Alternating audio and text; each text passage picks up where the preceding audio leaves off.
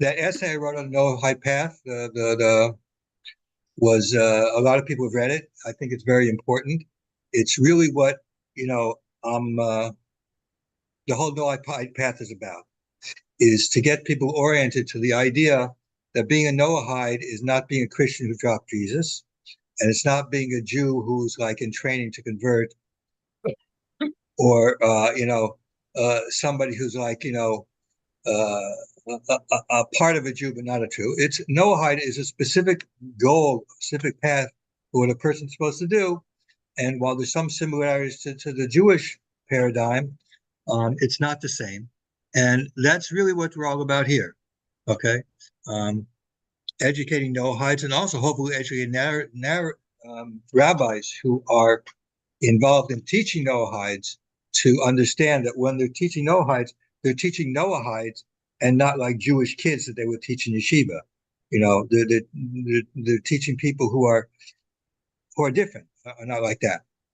And that's what the Noahide path is about. I've had private conversations with people, and of course, and most of the rabbis spoke, especially Rabbi Blumenstiel, is very much in favor of what I've been doing. We've been very good friends for years, and I mean, what we're trying to do is make Noahides basically normal.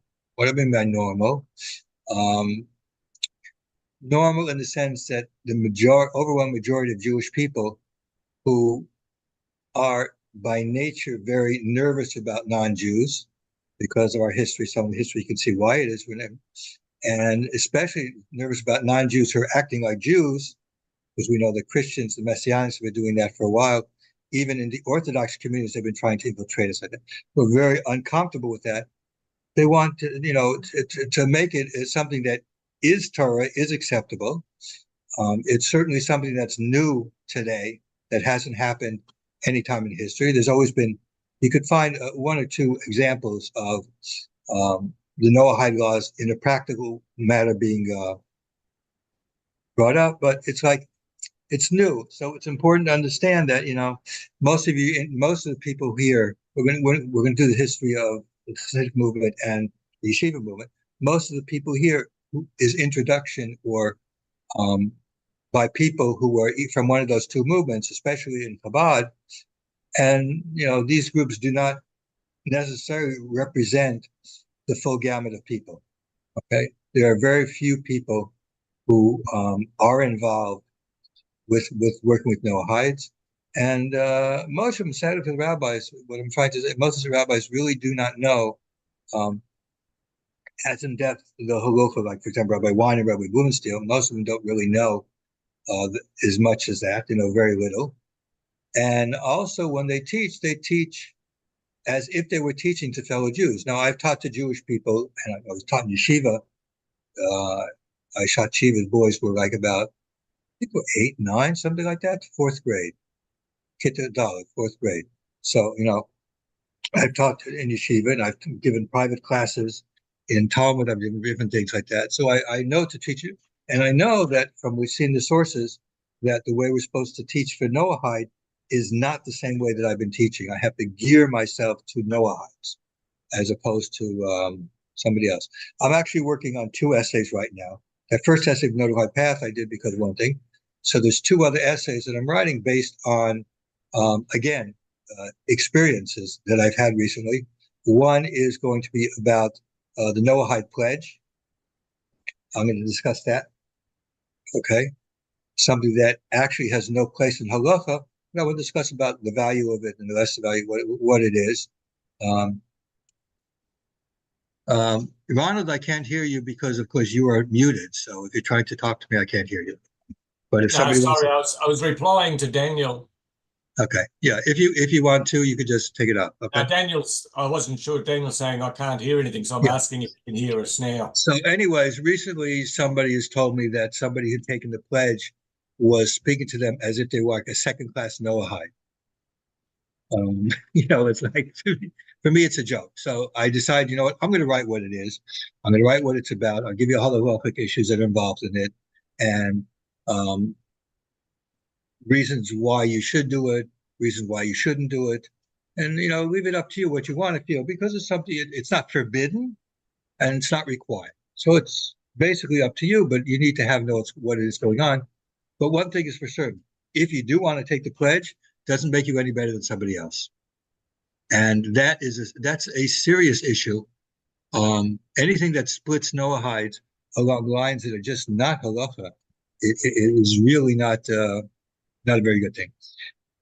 And the second one has to do with teaching Noahide's Torah, whether the person who's a teacher is Jewish, whether the person is a Noahide.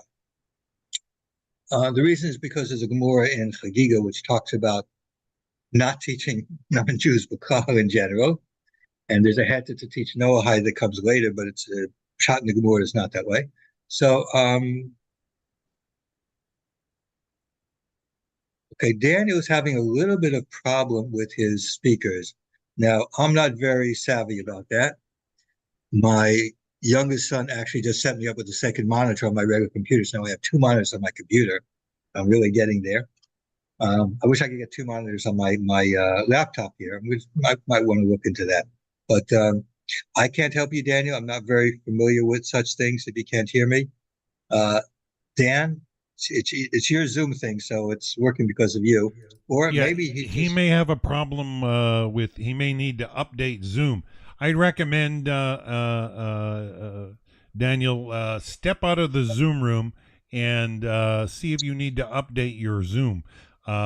Sometimes if you get another update, like let's say you've got an NVIDIA card and the NVIDIA card updated and it's no longer connected with the Zoom software, so you may need a software update in order to make sure that your computer's playing the audio. So, or else you've got your at the bottom, if you've got a Windows PC under your speaker setup or your audio control, you may want to see what you've got set up as your listening device. You may have it set to a cordless headset or something, and so it's playing it through that.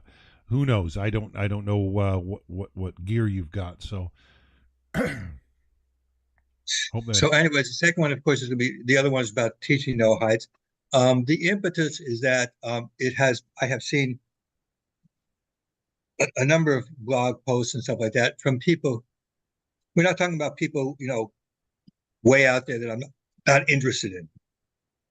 We're talking about people that I think have potential, or Noahides, or trying to help educate other Noahides about things who don't know the limitations and don't know how presentation. So, for example, there's somebody who's giving a lecture on whether Noahides get rewards for doing other mitzvahs.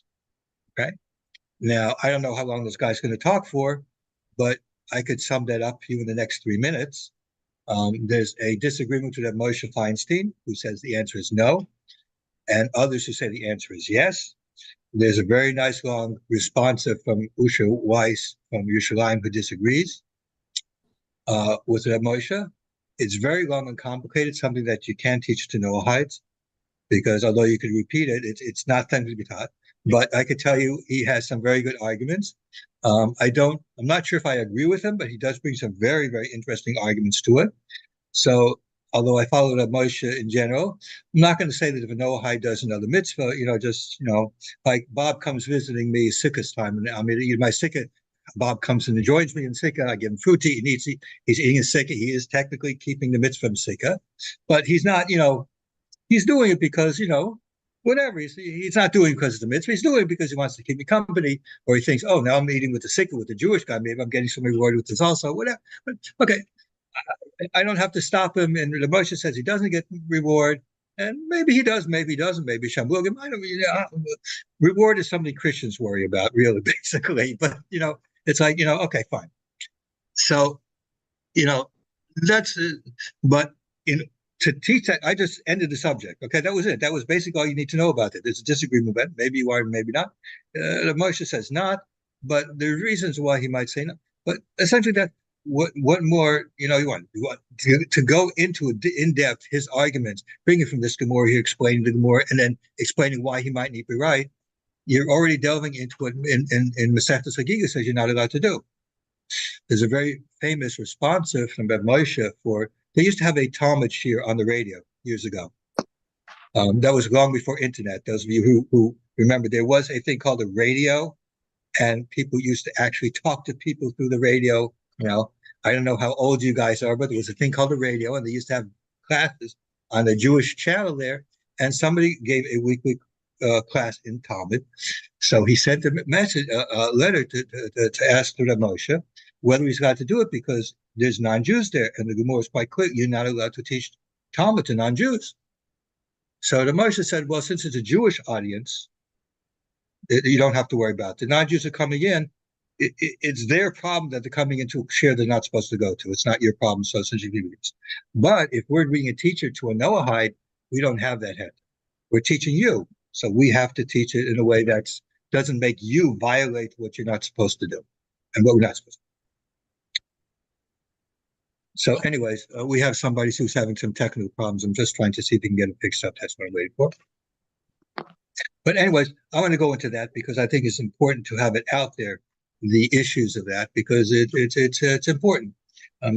When I've learned to know the Noahide laws, I've learned some very, very difficult works.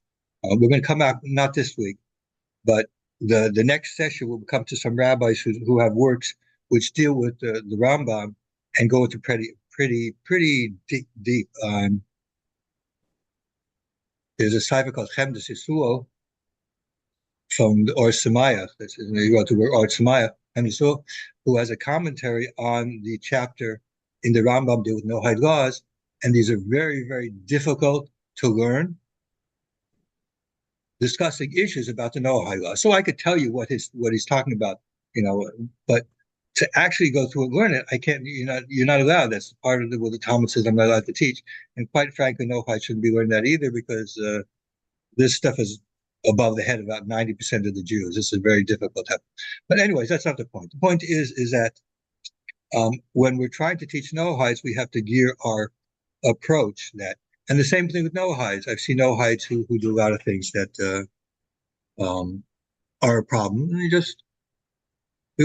we want people to be aware that the Noahide path is different from being Jewish. You are not Jews in training. You're not anything. You are non-Jews who recognize as the God of Israel, and there is a certain path that the God of Israel wants you as a non-Jew to live. He doesn't want, since you have chosen not to become Jewish because it's not possible, or you like pepperoni pizza, or Big Macs just turn you on and you just can't get away from that. All right, that's fine. There's no problem. God doesn't say that, okay, you're not allowed to, or you love ham and cheese sandwiches. I'm not really sure. No, the class hasn't officially started. We're just schmoozing. I'm waiting to see if we can get this guy fixed who's having a problem. He can't hear me. I don't care if he can't talk, but if he can't hear me, it's a little more of a problem. But this is what you're paying extra money for, Bob. If this is what the extra money that you're paying for. So just don't worry. I was just going to suggest, a lot of the differences, a lot of the different ideas and all that seem to come down to addition of terms. Not necessarily. Like there are valid differences that I have with, for example, Rabbi Weiner. I think his book has a little bit too much explanation at the bottom. Okay, I think it's a little bit too much. And my speaking to Noahides, it seems to indicate to me that they don't understand what he's trying to get at a lot of times in his notes. So whatever. But again, I understand the fundamental difference that I have with Rabbi Weiner and some others is that I hold Dr. Moshe that a Noahide should not do any other mitzvahs except one required. And others hold, that when it talks there that we don't restrain it means that they're allowed to do it, and it's okay we do it, but it's not like they have to do it. It's okay. It's not so bad. Okay, that's the basic difference. It doesn't make a difference. It's no big deal. I mean, when you know where the differences come from, you don't argue each other. So I could sit with Rabbi Weiner when I go to Israel. He knows where I'm coming from, so he knows where I disagree with him. And we can talk about other things that, I know where he's coming from, and we can discuss about things. I found a mistake, what I feel to be a mistake in his book. And I told him about it. I told him we discussed the Gemara. He thinks that I'm probably right. Maybe you change it sometime, maybe not. It doesn't come very much. But still, people who know how to learn, know it, don't usually have arguments. Because you sit down and you talk about the sources, and you see, he knows he's come from. We happen to disagree with this, but okay, that kind of things is fine. The problem comes out when you have people who say things like, You could keep Shabbos. Okay, and don't know that the Gemara says about Shabbos. He doesn't say it doesn't. Gemara does not say that you're not supposed to do the 39 works. It says you're not supposed to have a day of rest, even if it's on Tuesday. Nobody's talking about Tuesday not doing 39 types of work. Tuesday is like taking a day off from work. Okay. The question is what happens nowadays when you have weekends, and most of the sources say is the reason why you have to. It's taking the day off for a religious reason. So because the government gives you off Saturday, Sunday, it's not really so much of a problem because yeah, Bob. What I meant by definition of terms would be, like if we're talking about reward, nobody's, different people use different definitions of the term reward. So in the divine code, it defines reward one way. Rabbi Feinstein seems to be defining reward a different way. Okay. So I don't know if there's really a conflict. Good question. Okay. I think there is. And the reason why is because with regards to the reward, it says there, if you look at the commentaries of the Rambam, what they're saying is reward in the sense, if you look at my article, I actually mentioned that, is a Aina Mitzava Va'oisa. You're looking for the reward of an Aina Mitzava Va'oisa, which means somebody who's not commanded but does it anyways. This is mentioned in a number of places in the Gemara, that principle, which is somebody who's not commanded but does it. For example, women do certain things that they're not commanded to do. They hear the shofar, for example. And there's some reward for it, but it's whatever. But it's much less because of course your inclination, your nature heart doesn't affect you only if you're commanded for it. For example, that's one of the reasons why. But it's not. So it is actually a reward, meaning a reward in the world to come. That Hashem will reward you that way. Okay, that's really what it means. The commentaries say that it's quite clear that it's talking about it's on the level Aina Mitzava Va'oisa, that you're not commanded and you do it. Okay, I believe in Rav Weiss, Usha Weiss. In his paper where he disagrees with Moshe, he also refers to the term as referred is Aina Mitzava Va'oisa, that you don't do. That's a halachic term which has a specific meaning. And so what you're saying is, that a Jew does a mitzvah and he gets a reward from Hashem for it. So you want to do it, even though you're not commanded. You want to do it because you also want to get some kind of reward. Yeah, that would be like an attempted theft, wouldn't it? No, but the Rambam gives two examples. One is charity, which is a little hard to understand, giving charity being reward, but the other one is bringing the sacrifice, the oila, which we did from idolaters, we took the oila. And the reason is because when people got a sacrifice, they thought it would appease the gods. So they thought they would be getting a reward for it. That's a perfect example what the Rambam was saying, that you do it because you want a reward. When a non-Jew would bring a sacrifice, if this was a polytheist, he brought the sacrifice because he wanted the God of Israel to be on his side also. He wanted Apollo, he wanted Zeus, he wanted this and that on his side. But he also wanted to appease the God of Israel because he's a polytheist. He doesn't play favorites. He roots for all the teams. Doesn't make a difference which team it is. He roots for all the teams. Okay, that's essentially what it means. And if you read the Rambam carefully, most people don't go into it in that kind of a depth. Right, but what I'm saying is the divine code uses a different concept of reward. Now, whether or not it makes sense, I don't know. Yeah. But they treat it as a practical, whatever that means. Yeah. As opposed to spiritual reward. He may actually be saying the same thing as me and what I'm trying to say. But again, what do you mean by practical? If you looked at the paper I wrote, one of the things I had is that if you use words like practical or logical without defining what it is. Without defining what it is, what happens is normally is that people don't really know what it is, so they'll make it up on their own. It seems to be practical this, it seems to be logical this, and that's a problem because that's how you start your own religion. That's basically what happens. I mean, look at Protestant Christianity. Everybody decides what certain things mean, and they make a whole religion of it, and that's why you have 50 million different types of Christians for Christianity, because that's just what happens. Okay, and the halacha is not that. The halacha is very clear about what it means. Okay, now if you should do something practical, I don't know. What do you mean by practical? I don't know. Logical, I understand what it means, but again, logic is a different thing. I mean, logical according to somebody like me, or logical to some of you. Now, when I went to discussion with Rabbi Blumenstiel, I said, listen, it seems to me what they're saying is logical, meaning that it's logically comes out of one of the 7 mitzvahs. And he said that there are sources of fact that say that's what it means. I mean, logic And that makes sense, obviously. It's something from the mitzvah. So, for example, honoring your parents comes out of the mitzvah. You want to make the world a better place and stuff like that. So honoring your parents, we find custom, we do that. Giving charity is something like that. When you have a need for something, you pray to God. There's another thing that Moshe says is an obligation for Noahide. When a person has a need, there's somebody sick in his family, something's going on that's necessary, praying for somebody to be well or something, whatever. When there's a need, well, obviously, since belief in God is a logical outcome of those. It's not one a commandment, but it's certainly a logical outcome from the first two. I mean, how could you be violating, cursing God when you don't believe in God in the first place? So logically, it makes sense. It's assumed that you would believe in God. And if you believe in God, if you're time of trouble, well, it's logical you should go to the person who can answer you on that. Okay, so in that sense, you can say, okay, these follow logically from that. But again, a lot of these things are that. And a lot of the problems have for Noahide is because there's not a clear understanding of what a Noahide is supposed to be like. And so there's all kinds of stuff, weird stuff like this. Anyways, Dan, it looks like the guy gave up, so I think we should start recording and sending things out. And you haven't been charging them for it? These fellows have been paying their money to get into the Zoom session, and they haven't been charged for it? Okay. You are definitely not Jewish. Otherwise, you would have definitely charged them. I can guarantee that. That's a certain sign that Dan's not Jewish, but he didn't start charging. Okay. Anyway, all joking aside. Okay, now we'll go into the original class. I really did like to have, the Zoom session people get a little bit of extra for their, coming here to the Zoom session, getting to interact personally. Okay, so let's start. I'm going to start my recording. Recording in progress.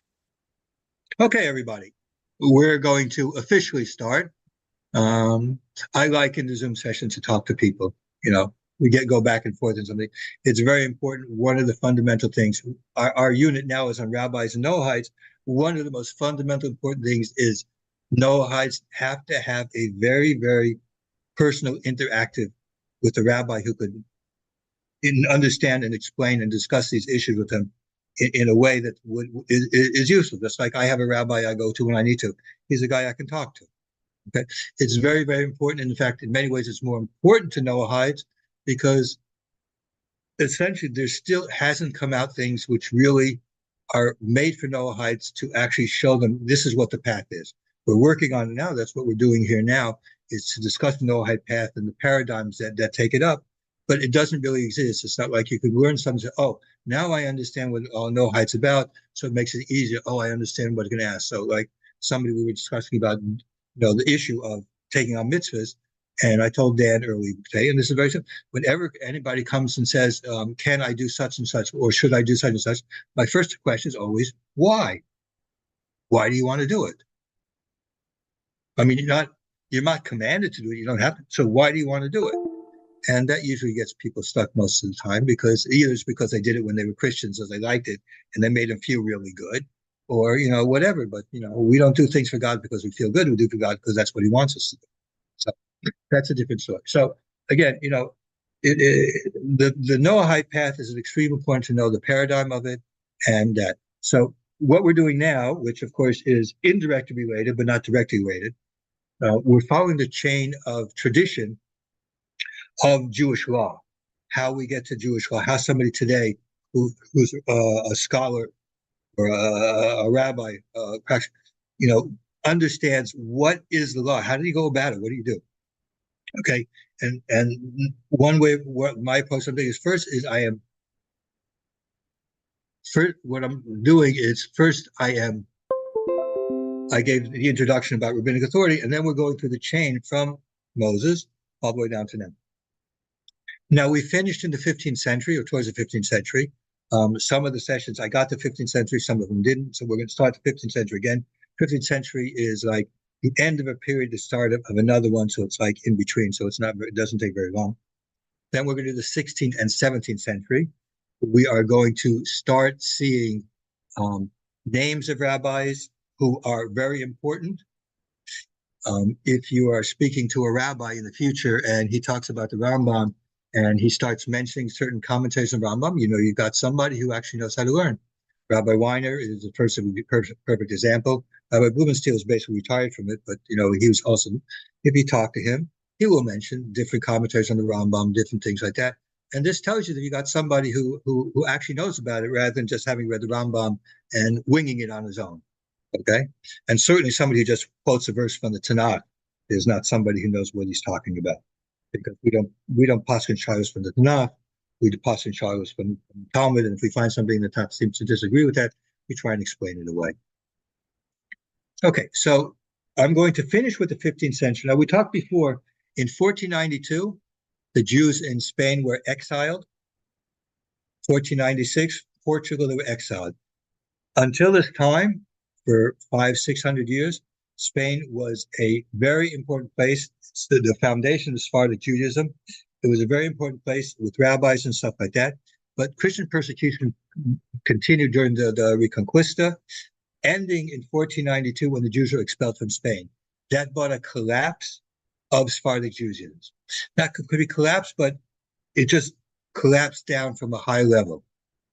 That's one of the reasons why we point to this period of time as being the change from the time of the Rishonim, the early rabbis, to the time of the later rabbis, because qualitatively things changed. Okay, we see in Europe also this time, we were talking about it before, that Jews have been thrown out of England, France, under the empire, which we call the Holy Roman Empire, which became Germany. And Italy, we find during the period of the 15th century, a lot of expulsions from different places. In the empire, there were expulsions, and sometimes they came back later on. Some cities, sometimes they just left there completely. But after the expulsions, it never returned to the high level it was. Remember, we were talking about that the beginning of Ashkenaz Judaism was actually in Germany, in the cities of Mainz, Speyer, and Worms, which is in the middle of Germany. Those cities had been emptied of Jews for a long time, and they got to other places. So there were other cities in Amsterdam. There were some where Jews had been, Marranos came to Amsterdam and proclaimed the Judaism openly again. But essentially, what we're seeing in the 14th century is a change of the center of what Judaism is. So what we see again in this time is that the Jews were being basically thrown out of various different places. Now, importantly enough, when the Jews were being exiled and thrown out of the Holy Roman Empire, the King of Poland allows Jews to come into and settle again in Lithuania. Now, Poland at the time was a Polish-Lithuanian kingdom. I don't know if you know that, but Poland and Lithuania were once a very big kingdom, and they were joined together. So at that time, Jews went into Lithuania, and Jews actually were in Lithuania until the Second World War. It was a very important community. Poland, of course, also did still the Second World War, but it was a much bigger community. Okay, so we see that happening there. Jews are going to the east. Okay, Jews were expelled from places like Italy and I mentioned the empire. They ended up going east or to some of the cities in the Holy Roman Empire. Prague and Bohemia, Moravia were places where they went, which were more to the east of the empire. Sometimes they were thrown out of there. They came back and forth. It was basically back and forth. It depended on the whims of the leaders there. So this is happening in the 15th century, but an important event that did occur in the 15th century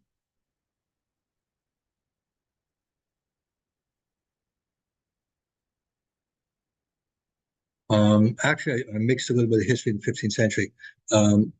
Went to some of the 16th century. Okay, so the 15th century, the main thing is that I want to talk about the 15th century, is when the Jews were sent out, expelled from France, from Spain and Portugal. Where did they go? Many of them went to Italy. But in 1453, the Ottoman Sultan conquered Constantinople. That was that's the time when Rome officially fell. Now, in the West, we refer to that as the Byzantine Empire, but they never called themselves the Byzantines. They called them the Roman Empire. The Muslims called them also Rome. That was the end of it was the Eastern Roman Empire. We called it the Byzantine because in the West we're a little bit, arrogance and stuff like that. So we looked at, but the real Roman Empire fell in 1453 to the Ottoman Turks. Constantinople fell. It was eventually changed its name from Constantinople to today. It's called Istanbul. Okay. And basically, they've pretty much wiped out any remaining signs of Christianity that had been there. But to his credit, the Ottoman Sultan, realizing that Jews are very good in business, accepted into the empire the Jews that were being expelled from Spain, and a lot of them found there. And at that time, that caused the rise of the communities, Jewish communities in Turkey, in Eretz Yisrael, in the land of Israel, and also in Egypt. Until this time, if you notice, when we talked about the Sephardim, we never mentioned those lands. One of the reasons why there were constant wars going back and forth, there was no real stability until the Ottoman Empire came. And so they never really developed the kind of a community where you can have strong Torah leadership. Okay. So the leadership had been in Spain and the Sephardic Jews. Now it moved to the east, and we find it in Turkey, in Israel, and in Egypt. That's where the main places are. So we find that there. Now, there are three people I want to mention who span from the time of the 15th century into the 16th century, early 16th century, from the Sephardic Jews who came into the east from Spain and Portugal. The first one is Yosef Yavitz. Yosef Yavitz is very important for a number of reasons. He's not very well known, but he wrote a number of works, some philosophical, but mostly he writes about a little bit from most of what's important about we know about him is he writes about the history of the exile from there. And he points out a very important thing for Jewish history and something that might explain something. What he pointed out is in Spain, when it came to the choice of leaving Spain, the Jews who left were really the simple people, the people of the Kabbalists, or the simple people besides that, whose foundation was simple faith in Hashem. They were the ones that left and fled. Those who were richer, who were philosophically involved. For example, there was Abraham Senior, who was an official in the court of Ferdinand and Isabella. He stayed. He converted to Christianity and he stayed. The people who were philosophical involved stayed. And since the time of Spain, the Spanish exile, philosophy among religious Jews virtually stopped. You cannot point to a Orthodox Jew of the level of Maimonides or the Ralbag who wrote works in philosophy that even the non-Jews learned. You cannot point to anybody who was religious who actually wrote anything on philosophy after that, of that kind of level. It just didn't exist. The next Jewish philosopher of any note, Spinoza, was not religious. He was actually excommunicated because he was just totally heretical. So it might mark the end of philosophy. And in fact, today, whether most Jews do not learn philosophy, and they disdain it mostly for a lot of reasons. First of all, most of the philosophical ideas from the old philosophy has been shown to be false. But again, it's a way that did not lead to people being servants of Hashem, and so it disappeared. So Yosef Yavitz talks about that. The second person on this is someone you've probably heard about. It's Don Yitzchak Barbanel. He was also a very high official in the court of Ferdinand and Isabella, but he left. He ended up in Italy, and he's mostly well known for his commentary on the Tanakh. A very interesting commentary, somewhat in depth, a very difficult kind of reading, somewhat philosophical in the questions and answers and stuff like that, but a very interesting type of commentary. He has also commentaries disagreeing with Christianity. He has a commentary, a book of Daniel, explaining it. He has a number of things which are polemical in nature. Okay? The final person I want to mention is someone who's very important, although you probably never heard of him. His name is Eliyahu Mizrahi.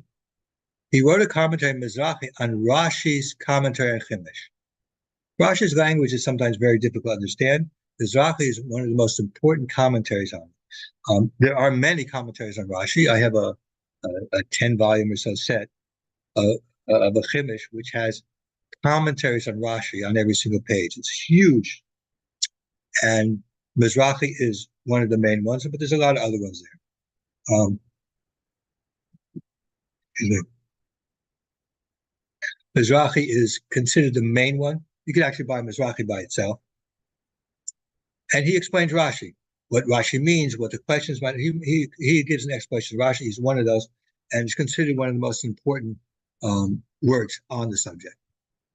So now let's go into the 16th century, although I did mention some of the things historically. The final thing in the 16th century that I didn't mention is an organization called the Council of the Four Lands, which was set up in Lublin in Poland in 1580. This Council of Four Lands existed for a period of about 200 years until what was known of the Upteiling, the division of Poland between Russia, Austria, and Germany. Okay? Poland disappeared for a few hundred years. Not as far as Jews are concerned, they still consider stuff in Poland or whatever, but the country that they were under was not Poland. Poland did not exist as an independent country from the late 17th, 18th century until the early 20th century. Now, this Council of Four Lands, you could look at it as being sort of like a Sanhedrin.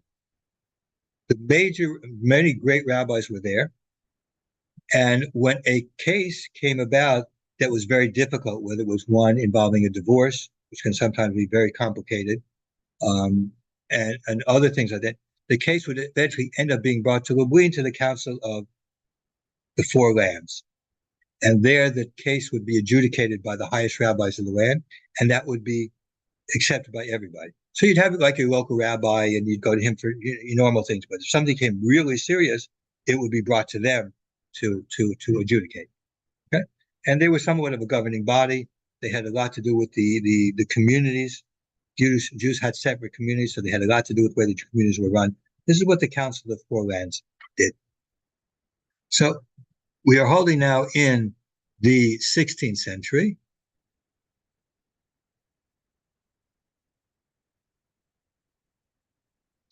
So what I'd like to do is usually I do the Ashkenazim first, but because of there are certain people in the Sephardic world who had an influence not just on Sephardic world, but the Ashkenaz world also, we're going to start in Sfard. Now I'm going to divide this into two groups. One group are those who were Talmudists or involved in halacha, and the other were the Kabbalists. Okay? The Kabbalists become extremely important, and their source is in the city of Tzfas. So we're going to discuss about that because from Tzfas, they came to Europe, and their influence was very great all over Europe. And in fact, the Hasidic movement comes down from the movement of Kabbalists that were in Europe also. So we're going to start there. A little opposite of what I usually do. I usually go Ashkenaz and Sfard. But here, because Sfard was so important at this period of time, this juncture, we're going to start there first and then go to Ashkenaz. So let's first deal with the non-Kabbalah people. And then we'll go to the names of the Kabbalah people and explain basically the building of that. The first one I want to mention is in Italy. Sometimes Italy is considered as part of the Sephardic world. And there's a commentary called the Sforno, was written by Avadia Sforno, and he lived in the 16th century, early to mid 16th century. Following that, there's an extremely important rabbi living in the land of Egypt called Radvaz. Now, he wrote a number of responsa, Shuvas Radvaz. One of his responsa has to do with Ethiopian Jews. The first time he ran into Ethiopian Jews was at his time, and he ruled as to whether they would be considered Jewish or not, and gives reasons for it. But what's important as far as Noahide is concerned is his is one of the main commentaries on the Rambam, and his commentary on the Rambam's discussions of the Noahide law is extremely significant. In fact, when it's talking in the section about that a Noahide may do, we don't have to stop a Noahide who wants to do other mitzvahs if he does it for reward. The Vaz makes the comment that those other mitzvahs also excludes those mitzvahs which require holiness, meaning things like tefillin, mezuzah, tzitzit, which require a person to have a certain level of holiness when they're performing them. this a Noahide would not be allowed to do. And we should stop them if they try and do it. So if there's somebody who's Jewish, who's Noahide wants to put on tefillin, we are supposed to actually stop them from doing it, according to the Vaz. And the overwhelming majority of sources that mention it all agree with the Vaz. So that makes him somewhat important. So unless you're somebody who just whatever the Rambam says, you can follow him, you will of course agree with what the Rabbi says, that those things like tefillin are not appropriate for Noahides, because it requires a certain degree of holiness in order to wear them. Okay. Following that, let's deal with the next person who's important. Now, the city of Tzfat at that time, in this part of the 16th century, was a very, very vibrant and important city for both the revealed part of the Torah and also for the Kabbalah, the hidden parts of the Torah. So we have there, the first one we talk about is Joseph Caro. Joseph Caro. Joseph Caro is one of the most significant and important rabbis in the Sephardic community. There are many works that he wrote, but there are three works of specific importance that he wrote. Number one, he wrote a work called Kesef Mishnah. It's a commentary on the Rambam. So when a person learns the Rambam, the section there that talks about the laws about Noahide laws, he learns the Kesef Mishnah also, because you can't learn the Rambam without the commentaries. The Kesef Mishnah is one of the most significant commentaries. The second thing he wrote is, if you remember, the son of the Rosh wrote a work on Jewish law called the Torah, divided into 4 sections, and that became the basis of where people went to start looking as far as what the Jewish law would be, how to answer questions. The Joseph Caro wrote a commentary called the Beis Yosef, House of Joseph. One of the 2 main commentaries there. There's a few main comments, but this is really fundamental. And in it, he, basically brings his views, which are basically views in Sfard. Okay. And so that's number 2, what he wrote. And finally, what he did is he took the Torah, which itself brings a lot of different views and a lot of things, and he pulled out the final law, what it is, and made something called the Shulman Aruch. Shulman Aruch means a set table. So he set it up with the laws as they are. Now, he had a system in which he decided what it would be. He took the 3 greatest rabbis, according to him, in the Sephardic world. The Rif, Rabbi Yitzchak Alfas, who, if you remember what we said before, he went through the Talmud. He lived from Fez in Morocco. He went through the Talmud, took out different sections where just the halacha, as he understood what the law was, as he understood, and put it together in one thing that we call the Rif. Okay, that's one place. He took it. The second was from the Rosh, who, although he came from Germany, he fled Germany during the persecutions and lived in Spain and became a rabbi. I don't remember what city he became a rabbi in, but he was a rabbi in the Sephardic lands, and his commentary on the Talmud is also very similar in that he excerpts those final decisions of what it is, a little bit longer, I think, than the Rif, but basically the same type of thing. And the third one was the Ran. He was a commentary on the Rif. Okay, so he took these 3 people and said, okay, if 2 of them agree, that's what we're going to take as a halacha. So essentially, that's what he did.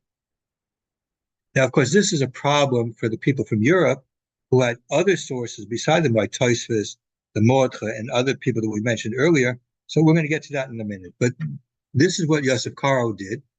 Now, in the city of Tzfat, it was a vibrant community. Joseph Caro, in the city of Tzfat, functioned as the rabbi of the city. He was official rabbi. He was official rabbi of the city. Okay. We're going to talk about the other positions, who held other positions there also, but remember that he was the rabbi. The second person who we're going to talk about is Moshe Alshich.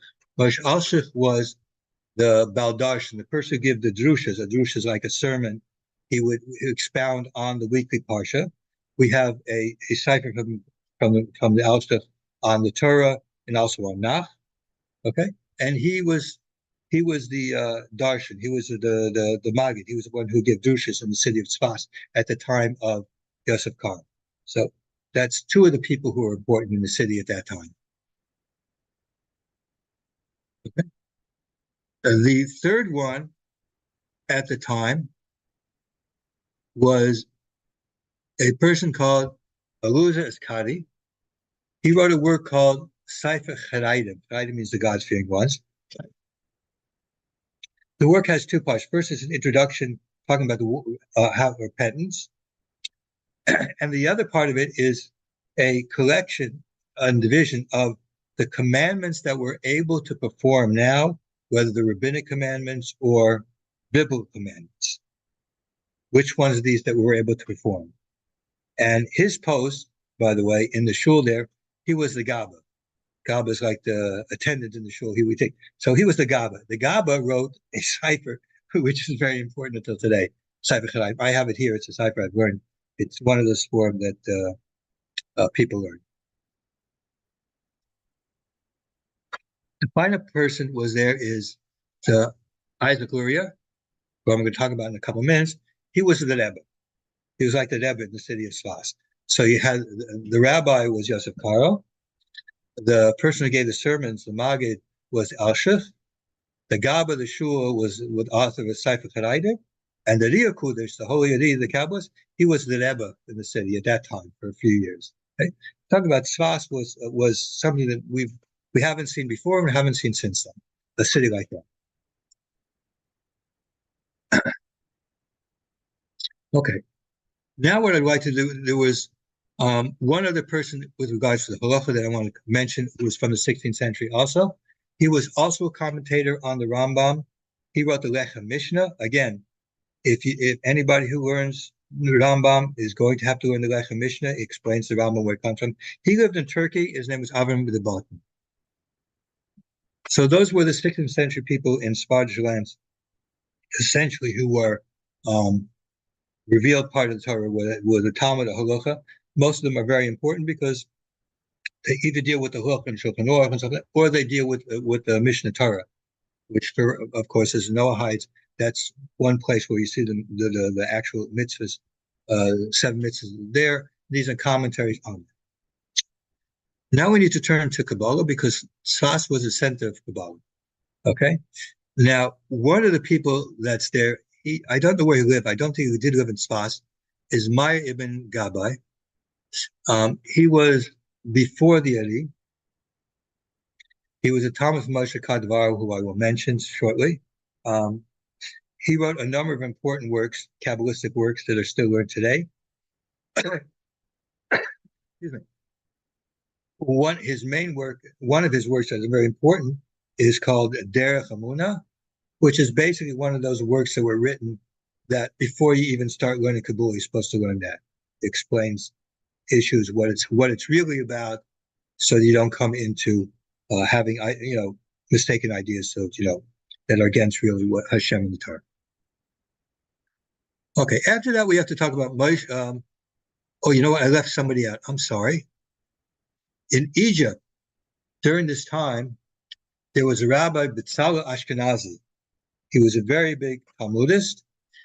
His major work was on those tractates in the Talmud which deal specifically with business law. The work's called Shitta Mikabetzis, and he was the teacher of Isaac Luria. Isaac Luria was born in Egypt and then came to Israel later on to live in Tzfas. He was his teacher in the revealed parts of the Torah. The Ari, Isaac Luria, was a very big Talmud Chacham, a very big scholar, to the point that when he said his decisions were accepted from greats later on, even like the Chassam Sofer, who was one of the leaders in Hungarian Jewry. We will get to him later in the 18th. I think it's the 18th century. And 18th century, into the 19th century. Okay, so that's why I want to mention him. I should have mentioned him before, but since we're talking about the Ri, we want to talk about that. Now, before we can talk about the Ri, we have to talk about Moshe Kadvaro. Moshe Kadvaro wrote a number of works. in Kabbalah. He's also known for work which is moralistic, was very, very popular, called Torah Devorah, the Palm Tree of Devorah, which is a Kabbalistic, moralistic work that he has. It's very difficult, so unfortunately I cannot suggest it for Noahide, but it's all based on Kabbalistic allusions. But it was a work that was very, very popular in Europe among all types of Jews. Okay? But as far as the issue of Kabbalah is concerned, what makes him important is he wrote a work called Pardes Ramoinen, the Garden of Pomegranates, usually just called Sefer Pardes. And what he did was, from the time of the Ramban until his time, the actual traditions in Kabbalah got somehow mixed up. A lot of books were written about Kabbalah, which really weren't Kabbalah. There were people who had their own ideas based on like Sfirot and stuff like that, and they wrote their own ideas, which really weren't pure from the tradition. They were ideas of these people. Again, we're talking about a time when, for example, in Spain, philosophy was very big. Philosophy is basically a person having ideas on his own and using these ideas in order to read into the Torah, read into things, ideas into that, rather than getting it from tradition. So he went through that period of time where there were places where there were disagreements in the written works of Kabbalah. He clarified what was the true meaning. So there's, for example, a discussion about the Sfirot from Sefer Yetzirah, and there were a lot of people who wrote all kinds of it. He in one of his chapters, he discusses, these people say this is why they're wrong, these put this one, and this is really what the truth is. And so his work is completely like that. It's basically considered the culmination and summarization of all of Kabbalah before we get to the system that was taught by Isaac Luria. Now, Isaac Luria was actually his Talmud, a student of his, and when the Ramak Moshe Kabbalah died, Isaac Luria took over as the leader of the Kabbalists in the city of Tzfas. Now, Isaac Luria never wrote anything. All of his stuff was written by his number one Talmud, Chaim Vital, except for one thing, which I'm going to mention shortly, which is significant to know. But his Talmud, Chaim Vital, wrote down all his notes, but he didn't publish it. After Chaim Vital died, they took the notes and they published it. His son, and I think Yaakov Tzemach, who we're going to mention soon, also got involved. And this was called the Eight Gates, the Shemona Shurim, the Eight Gates. Okay? These are considered the fundamental texts in the Kabbalah from Hadith Kudesh. So, for example, one of the gates is the gate of introductions, which talks about his whole system. Another is the gate of Kavunas, the intentions, which are the Kabbalistic influences have when it comes Shabbos, Yom Tov, everything, it's tefillas and everything. There he explains it. So that's the main thing. Okay, in Europe they didn't have this, and we'll talk about shortly what came to Europe. When it came to Europe, there was somebody who translated. Didn't translate. He brought these in with a number of other things and combined it together, and we'll talk about him shortly. So this is the Kabbalah that came out of Tzfas from the Hadith Kudesh. Now, as I mentioned, Chaim Vital was basically after the Hadith, and his Chaim Vital's son has a siddur that he wrote based is based on the Kavanos that's in the Shara Kavanos, for example. And that was it. Now, there was one more Kabbalist who's of extreme importance for Europe, specifically. His name was Yisrael Sirik. Yisrael Sirik was one of the earliest students of the Yiddish. So he's one of the earliest students of Isaac Luria before Chaim Vital came to him. Now, he went to Italy, and he spread his teaching, these teachings in Italy. Okay, this was before Chaim Vital. When he came to Italy, he had one teaching that he wrote down from his Rebbe, from Isaac Luria, that Chaim Vital never heard. So we don't see it in Shemana Shurim. We don't see it in the work of that was bought. We see it in other works in Europe. We'll talk about that shortly. And this is important because what happened is this particular teaching that he has from that particular Drusha, from the Dia Kodesh, comes up to appear in Kabbalistic works that were written in Europe. One's called Emek HaMelech, one's called Shari Gan Eden. And these works had very strong influence on the early Hasidim. And in fact, in Sefer Tanya, in the second part of it, which I am saying right now is a Noahide Shulman because it's just all Kabbalah. In the beginning, you can see clearly that he has a section which is not based on the 8 gates. It goes directly back to what appears in Emek HaMelech, and the commentaries that say it's from Emek HaMelech, which goes back to Yisasir, but does not go back to Chaim Vital. So that's where he influenced actually there, and indirectly, or actually directly, has an influence on Hasidim, and in fact has influence on Shari Yechlimuna, which has an influence on a lot of Hasidim, because the principles there are accepted by and most Hasidim. So that's basically the end of the 16th century. So what I'm going to do is I'm going to break for a couple of minutes, and I will allow you to ask any questions you might have.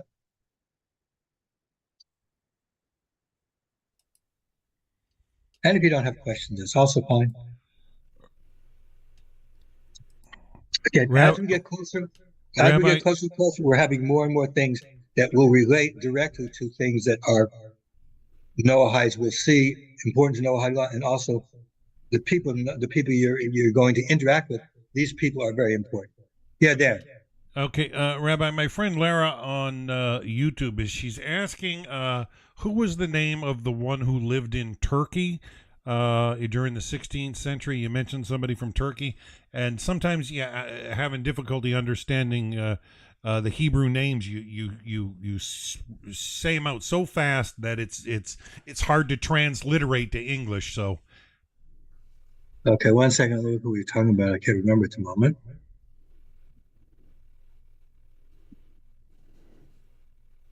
Oh yeah, the author of the Lechem Mishnah. Okay, it's not so much necessary for you to take notes. I mean, you can listen sometime later on. What I'm trying to give is basically an overview so that you get a feel of what's going on. Like when somebody stands before you, Rabbi Weiner, me, Rabbi Blumenstiel, and they stand before you and they're talking about the Noahide laws, where are they getting it from? Where did this all come from? Where do you learn this from? Okay, where did these things come from? And we see a chain which goes back from Moses to the Mishnah, the Talmud, until these things. And now we're starting to get names again, everybody basing things on what came before them. So the point I'm trying to get across here is that when you're speaking to rabbis, and you're going to only want to speak to rabbis who are actually authoritative in the sense that they know what they're talking about, okay? That they know the subject, they know who these people, they've learned the sources, they know the sources. And in fact, for example, when we talk about Rabbi Weiner, I followed up Moshe Feinstein in virtually almost everything he says. Rabbi Weiner disagrees with some things, knows where the disagreements come and what they come from. Okay? Where these disagreements come from, what, the validity of the disagreement, as opposed to, those rabbis who don't know, have no clue really what's going on, and, just basically poskin, rule things about hearsay, as opposed to having really looked into it. So I want you to know that when we talk about these commentaries on the Mishnah Torah, for example, these are people that have to be learned and where they come from. Okay? And these names, if you remember them, it's not important. I think Yosef Karo is important to remember because the author of Shulchan Aruch, I think that's important to remember. Other names, it's important or not. Isaac Lurie, of course, you're going to hear anytime you go around because he's very fundamental with Kabbalah. Other names are not as important if you want to listen to this later. I mean, this is all going to be on the internet again, in YouTube, if you want to listen to it again, as far as that's concerned. So it's not so much necessary to get notes, but what is necessary to understand that Jewish law, when I sit here and we talk about what you're supposed to do, that Moshe says this and where it's coming from, what's going on, and explain what's going on. This is not because we just made this up as we're going. It's because there's sources to go back. We learned this, we learned that, we saw what the Talmud, what says in there, the commentaries. There's a whole bunch of stuff that comes into it, being able to have an opinion. Okay, knowing what it is, and when you sit together, when I say Rabbi Weiner, we talk about he sees it. I know he knows the stuff. You can tell from somebody who's talking to them, they don't know what they're talking about. Somebody, and there's things when we talk actually about. We can eventually discuss a little bit more brass tacks about the kind of rabbis you should follow, the kind of rabbis you shouldn't follow, what you should be looking for. Somebody who he might give a very nice, class or something like that, but is he really saying something that you should, change your life about? Or is he just, okay, that's nice, something other, but that's not really authoritative. That's really what the way we actually rule things. It's a nice book or whatever, but it's not really the way the law is decided.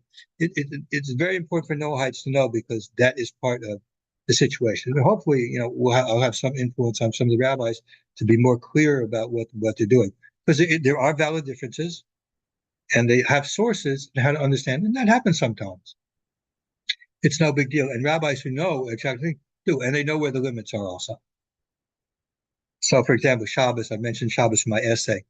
Somebody says that you're allowed to keep Shabbos, take Shabbos on, or whatever, doesn't know what they're talking about. Okay? Because it's clear that Shabbos in the Talmud means taking a day of rest from work.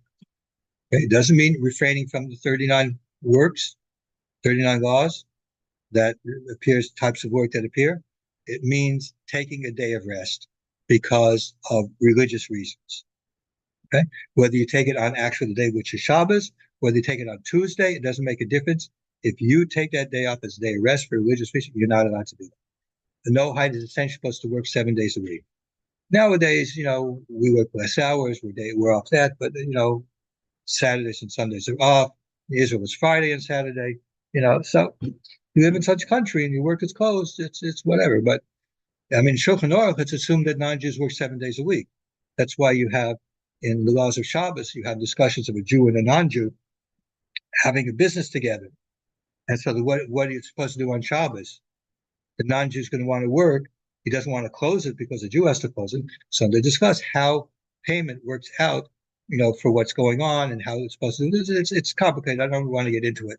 If you ever get into a business with a Jewish person, I'll send you to a rabbi who'll give you, help you to work it out. But as long as you're not, it doesn't come up. So don't worry about that unless it comes up. But again, these laws, because it's assuming a non-Jew is going to work 7 days a week. Okay. The idea of having weekends is a very, very new idea. I mean, in the time of Greece and Rome, they used to, complain about the Jews taking 1 day off a week. They used to complain, what do you say? Now, Shabbos, today's a holiday? You're taking off days from work? What kind of stuff is taking off days? They didn't even know about this. It couldn't consider Jews lazy because they took days off of work. Okay, nowadays, the weekends are very common. So, okay, so that's a different story. That actually is a little bit of a problem, but because it's the secular, it's done for secular reasons and not for religious reasons, there are sources that say that that's fine. It's not going to be a problem. You don't have to specifically work on Shabbos if your boss gives you a day off. But again, you're not supposed to. So somebody who doesn't know that that's really what the source is in the Talmud, what it's talking about, what the commentaries say about was, that's what it means. You shouldn't really be listening to somebody like that because he might not be telling you exactly what to do. There's other things. One time we'll probably talk about religion. I'll talk a little bit more about Shabbos and various aspects of it, whatever.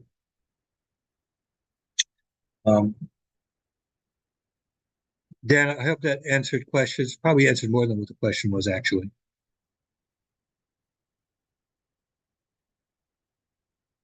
Okay, any more questions? Yeah. I always go on and end up talking about different subjects because there are ideas that I always want to impress on Noahides that are very important. Okay. To understand what's supposed to. Okay, let's move on. We'll do the 17th century, and that's what we're going to do for today. Now, during the 17th century, there are a number of things. First of all, there were expulsions during the 17th century from various places, from Frankfurt, in the empire, from Vienna, which is in Austria, and also in Italy for various cities. Jews were constantly being sent away, and sometimes some would come back. But essentially what we're seeing is, again, Jews moving further and further towards the east. That's where it's being settled, in the east. And there were two other events of importance, actually three other events of importance that occurred then. Let's do the good ones, and then we'll do the bad ones after. In 1655, Jews were allowed back in England. Now, if you remember back a little bit further, we talked about how the Jews were expelled by King Edward, I believe it was, from England. I believe it was in 1215, somewhere in that time. From that time until 1655, there were no Jews allowed living in England, unless they converted to Christianity, for example. There were no Jews in England. So in 1655, Jews were finally allowed back in England officially, and the Jewish community in England eventually thrived. It was small, but eventually big. Okay. Now, there were two events in the 17th century which were very, very severe, had a very serious effect on Jews in Ashkenaz. Now, important to note, no events we're talking about now happened under the Ottoman Empire. Under the Ottoman Empire, Jews were living in peace, relative peace, because they were, of course, the Muslims were, did persecute Jews in ways. It wasn't always 100%, but in comparison to what was going on in Europe, it was relatively better in the Ottoman Empire. It was stable. Jewish communities were beginning to grow. There were big rabbis starting to grow in these communities, people of importance that are important enough to be talked about. Not that there weren't other great rabbis. For every rabbi I mentioned, there's probably 5 that I don't. So there were two events occurring in the 17th century in Europe. The first one in the year 1648, 1649 was the Cossacks revolted against the Russians, the Russian masters. They came through the Ukraine and slaughtered the Jewish communities there. Went up into Poland. I don't know how far they got. I think they got almost to Lithuania. The death toll was estimated between 65 and 100,000 Jews were slaughtered by Khmelnytsky, who was the leader of the Cossacks when he went through there. Many Jews fled to different places. We'll find one rabbi who actually fled from there, from Lithuania. Okay, went through. This caused a very mass destruction of the community. People fled. It was a total disaster for Eastern Europe there. Following that, when the Jews started coming back, within about 20 years or so, is the sad story of Shabtai Tzvi, the false Messiah. Now, I can't go into the whole thing. It's a very long story, but essentially he lived in Izmir in Turkey. He proclaimed himself to be the Messiah, who was a Kabbalist, and he brought all kinds of crazy Kabbalistic indications that he was the Messiah. There were books written. Moshe was out against that later on, showing that he didn't know what he was talking about. A number of books about how he wrote it. Eventually, it is the news that the Messiah had come spread throughout Europe, and many, many people believed it. Their hopes were very great because all the persecutions, all the suffering that they had was very great. And what happened is the Sultan took them into captivity, and it told them basically it's like this: either you convert or I'm going to kill you. He converted to Islam. There was an organization called the Dunma, which is his followers, where they would openly act as if they were Muslim, but privately act as if they were Jewish. The next century, Jacob Frank did the same thing in Europe. He converted to Catholicism, but kept Judaism privately. His type of Judaism didn't keep it. He violated everything, whatever, but he just faked that he was Catholic.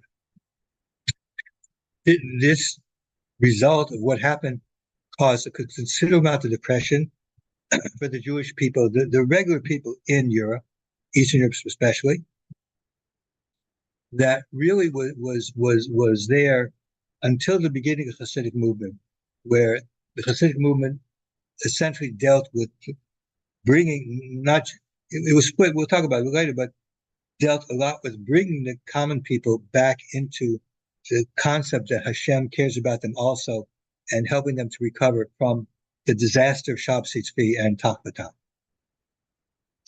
That's basically what was happening at the time. So let's go through some of the events that happened there. Again, we're going to find in Sephardic lands it was pretty stable, but in Ashkenaz lands it was not the case. Okay, so what we'll do again is we'll deal with first the rabbis who are important as far as their commentaries on Talmud or Jewish law, and then there are a couple of Kabbalistic people who are very important also. The first person we want to mention is Moshe. He lived in Poland, the city of Posen. He has a commentary on the Talmud called the Moshe, which is, of course, where his name comes. And it is a commentary on both the legal and the Aggadic parts of the Talmud.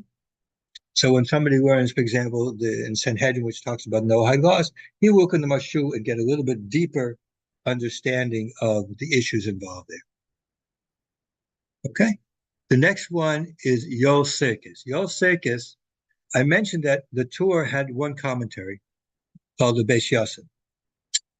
Yol Sirkis was among those rabbis. After the Shulman Aruch came out, there was a lot of controversy, and especially in Europe, people who are very because the Shulman Aruch was geared towards Sephardim. And so in Europe, there were a lot of people who didn't hold, they still held from the Torah, but they didn't hold from the Shulman Aruch. Yol Sirkis was one of those. And so he wrote his commentary not on the Shulchan Aruch, he wrote his commentary on the Torah. It's called the Beis Chodesh. That's where the Bach comes from, Beis Chodesh. And he was from the city of Krakow. We'll talk about that. And we still follow, he's a very important halacha decider as far as Jewish law is concerned, but he didn't comment on the Shulchan Aruch, he commented on the Torah. Next person I want to mention here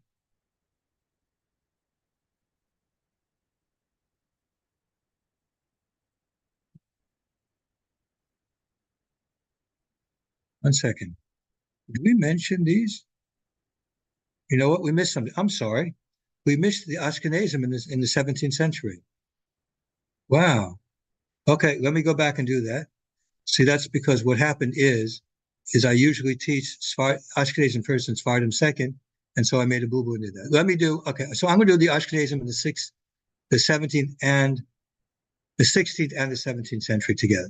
Okay, the first one we're going to talk about is the Marshal, Shlomo Luria. He lived in the city of Brest, which we call Brisk. His commentary on the Talmud is very important. The second one, which is in fact the most important one, which I left out, which is very, very bad, Moshe Israelis. He wrote a commentary. We talked about the Shulchan Aruch was written by Yosef Karo, but he was geared toward the Sephardim. Moshe Israelis, who wrote also a commentary on the Torah, went over the Shulchan Aruch for Yosef Karo, and he made additions to include those things what the rabbis in Europe disagreed with him. And that's called the Amud there. The work he came up was called the Mappa, which is the tablecloth, but that was a very important word. When I talked about the Bach disagreed with the Shulchan Aruch because of that, but he didn't feel that Moshe Israel was enough. Next was the Maharal of Prague. He wrote things on the Talmud and also moralistic stuff. The Maharal is very important because his theology that comes out in his works was very important for one of the big Hasidic groups, the Hasidic strains, the Chassidim Persista, which we'll come to when we talk about that. Next was the author of the Levish, Mordechai Yafa. He wrote on the Talmud and Halacha. Yeshia Folk from Lemberg, which is called Lvov today. He wrote a commentary on Choshen Mishpat. And the Maram Lublin from Lublin was a Talmudist and Halacha. He was the teacher of many of the rabbis in the next generation. Sorry for going a little bit faster, but I really did make a mistake. Now, there is one person here whose Kabbalah is very important. Remember Yisrael Sirik. One of his Talmidim was Menachem Azaria from Hanoi in Italy. And his works on Kabbalah were important because it imported with Yisrael Sirik and the Yisrael Gloria stuff, and he was basically the conduit to bringing things into Europe. So as far as a transmitter of the Kabbalah, his work like Khan Fiyona brought the Kabbalah from the Adi with Yisrael Sirik's understandings into Europe. Another thing which makes him important as far as Noahide is concerned, he wrote a work called Esur Mamulis, which is a work on moralistic stuff, Kabbalistic moralistic stuff. And in it, he mentions Noahide, and he talks about the 30 commandments. Now, again, we know there's only 7 commandments. When he's talking about 30 commandments, he said, under the 7, there's these subcategories, which he mentions there. That's what he's talking about. Okay, now I think I have finished the 16th century. I'm sorry for being short on it. Most of Israel's we should have talked more about in Kruka, but I will talk a little about the city of Kruka, with the rabbi I'm talking now. I was talking about the Yom Tov Heller from the 17th century. He wrote a commentary on the Mishnah called Tosfos Yom Tov, which is very important. Not so much for Noahide, but as far as the understanding of the Mishnah and essentially understanding the Talmud. That he's also married in Kruka. Now, I've traveled to Kruka before to visit there. The Amul has a shul there in Kruka. It's a very small shul, very old-fashioned shul. I merited that I was called up to the Torah to read in that shul on day I was there. And there's a cemetery at the side of the shul, and in it is buried the Amul. This Rabbi Tosfos Yom Tov is buried there. The Bach is buried there, and a number of very, very important rabbis buried there whose names are in this forum that I have behind me here. So when I now take this forum out, the names there are people who are buried in the city of Kruka. Many times you visit cemeteries because it helps us connect. You know, we're talking about a real tradition going from generation. We have this connection with these people. Okay, let me continue on just the Talmudic people who are important. The next person we're talking about, David Halevi. He wrote a commentary on the Shulchan Aruch called Turizuah, Taz, basically on the first part of the Shulchan Aruch. What makes it very interesting, he was the son-in-law of the Bach. Now, his father-in-law did not write anything on the Shulchan Aruch. He didn't hold from it, but he wrote on the Torah. But his son-in-law wrote one of the 2 primary commentaries, one of the main commentaries, there's a number of commentaries, but one of the most prominent commentaries on the Shulchan Aruch Chaim, even though his father was against the Shulchan Aruch in general. After that, there's a few rabbis who wrote commentaries that are important on other sections of the Shulchan Aruch. On the business section of the Shulchan Aruch, Hashemish Bat Chelkos Mechoikek was written by a rabbi in Lithuania, Moshe ben Yitzchak. The next rabbi was from Lithuania, but fled to Moravia when we're talking about the Tach V'Tat, 1648. He wrote a work called Sifsei Kohen. He was a Kohen, and Sifsei Kohen means the lips of the Kohen. He wrote primarily on the part of Shulchan Aruch called Yoredeya. And he was living in Lithuania in 1648, and he fled to Moravia because of the squad that was going on. Also, another commentary on Shulchan Aruch, very important, is Avram Gombiner, who was from Poland. He wrote a commentary called Mogen Avruam. His commentary is on the other side of the page where the Torah is out. So you see it one side or the other. And then there's 2 more rabbis from that time who wrote important works. One is Yar Bakarak, wrote the Chavos Shiur. It's a halachic work, Shalos and Chivas, I believe. And Shmuel Phobos was from Poland. He wrote what's called Beis Shmuel, which is a commentary on, I believe, Choshen Mishpat also, if I remember correctly. Okay. Now, there are 2 people that I want to mention who are important because they're part of the Kabbalah tradition. And again, they had a very strong influence on Kabbalah in Europe and in many cases on also the Hasidic movement. First one is Shaya Horowitz. He wrote a famous work called Shnai Lichos HaBris, the 2 tablets of the law. That work has customs and Kabbalistic things that he had. He lived originally in Poland and he went to Israel, land of Israel. I believe he lived in Jerusalem when he went there. And so his work is very important. It was in Europe. It was very, very popular. One of the most popular works of the time is Kabbalistic. He had a siddur all kinds of things. It had a very strong influence on Hasidim. We have non-Hasidim also, but very important on Hasidim. He was learned very much. The second one is Nusen Shapiro. Nusen Shapiro wrote a work on Megala Mukais, and I think he wrote a number of other. I think Nusen Shapiro wrote a number of other works on Kabbalah, which had a very strong influence on the Kabbalists in Europe. Okay, so this is what we have in the 17th century, during a period of time which saw a lot of disruption in life in Europe. By the way, while these things were going on in Eastern Europe, in the Holy Roman Empire and that area there, they were going through what was called the 30-year War, where it was the wars of the religion between the Catholics and the Protestants, where somewhere around, they say up to like 5 million people were killed in a war that lasted 30 years. Okay, so the 17th century was a year of a lot of upheaval in Europe. Whereas if we go to the Sephardic lands were relatively stable. Okay, there weren't any wars in the land; things were very relatively stable, and so things developed in a very important way there. And let me just deal with. There are two Kabbalists I'll talk about. Let's talk about the halachic things first. There are two rabbis who I'm not as familiar with, Sephardic rabbis, their works and what they did, because my traditions come from Ashkenaz, so I don't know. But there are a couple of rabbis there who were considered extremely important, whose names I've heard of, but I'm not quite familiar with them very much. One is Chaim ben Venisti. Ben Venisti family is a very well-known Chaim. And the other was Yaakov Chagiz. Both of them were involved in both Talmud and halachic issues there. It's very well known. However, the next two are extremely important.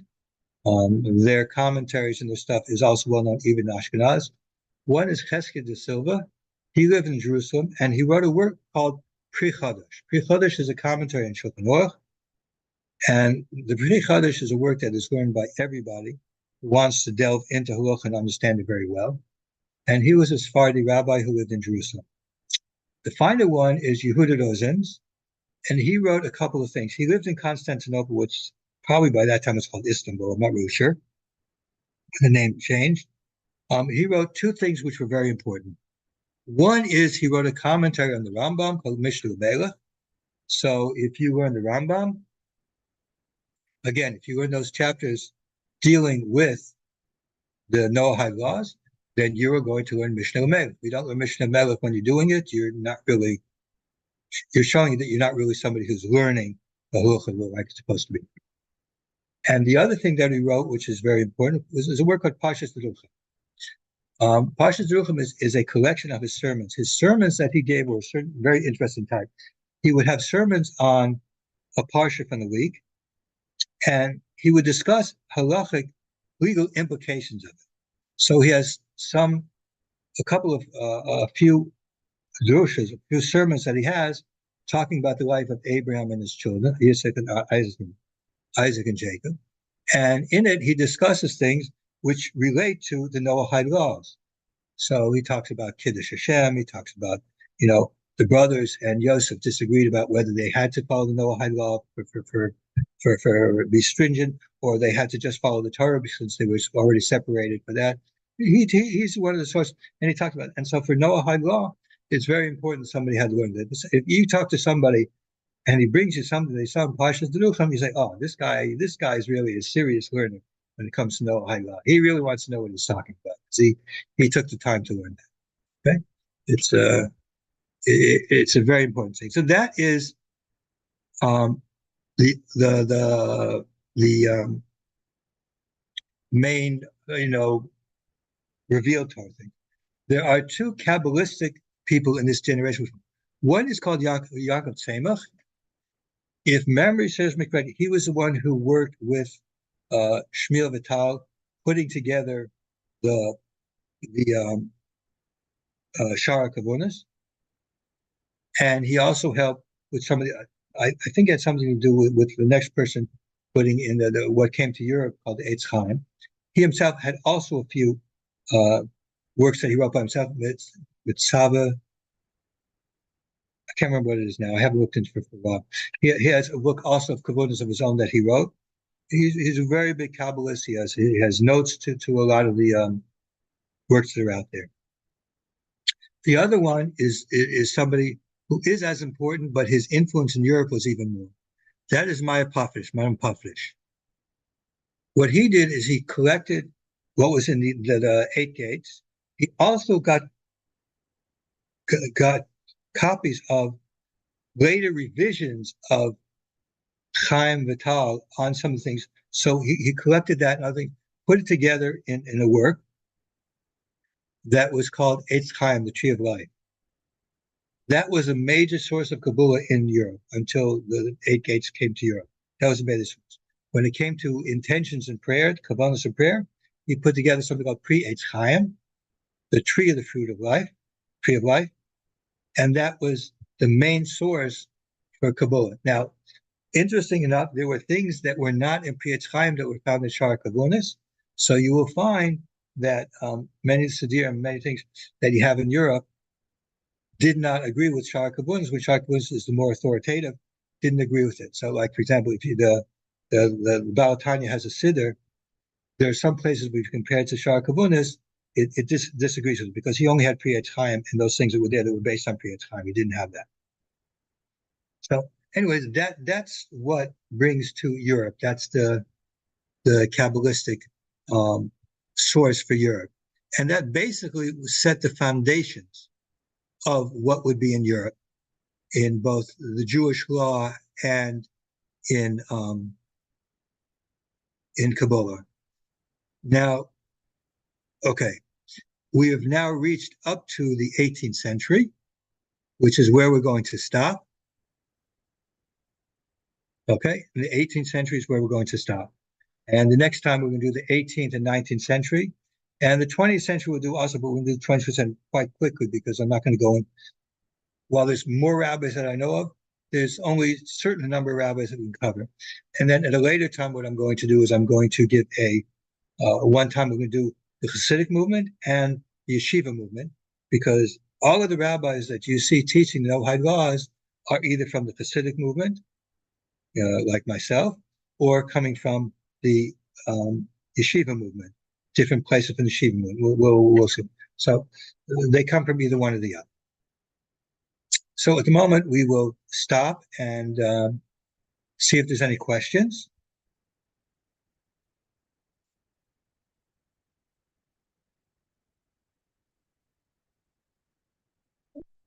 Ask your questions or forever hold your peace, whatever. Okay. Again, the purpose of this, again, is to give you a feel of, when you're interacting with rabbis, say where this has come from. When you interact with a rabbi who is knowledgeable, where he's getting it. How does he come to be? What does he have to do that people can now accept him as an authority? Why does Rabbi Bubenstiel or Rabbi Weiner consider me somebody who knows something? Because we've talked about these works. He sees that I know these works and I'm familiar with it, so I know what I'm talking about. Okay. Why do I criticize other people? Because I can see from where they talk that they don't know. Okay. And we're going to talk about some of them. So anyways, that's where we're holding now. Rabbi? Yes? If I may ask, some of the books that you mentioned, are these books, do they just contain bits and pieces of the information of Noahide laws, or are there any of those writings that was just particular for the Noahide laws? Okay, there were no particular works of the Noahide laws until, as far as I know, the 20th century. There are, in fact, very few of them. One of them is that I have here is from a Rabbi Yonason Steif, who was the rabbi in Wien and came to America and lived in Williamsburg after the war. Not very many. Okay. Now, if you have a rabbi who said, for example, Rabbi Weiner, I think mentions his work somewhere, which is another indication that Rabbi Weiner knows what he's talking about. Rabbi Blumenstiel, I think, mentions him also. So if you have somebody who doesn't know about these kinds of works, it means that, okay, they might know basically about it, but if you really want somebody who can speak with knowledge and authority, you want somebody who's looked through these things and what's talked about. But primarily what you have is you have certain things. So the Rambam in the middle of his Mishnah Torah talking about all things, he talks about that also. And so you have commentaries on that. That's where you have issues that are sometimes mentioned other places, commentaries on the Talmud, for example. So that's where primarily you get this. Another work we're going to come with later on is a Sefer Chinuch, which we mentioned on the mitzvahs in the Torah, was written in Spain from Aaron Alevi. That's where it was Aaron Alevi in the 13th century. We mentioned him then. We're going to come back to him because of the commentary that we're going to talk about called the Minchas Chinuch.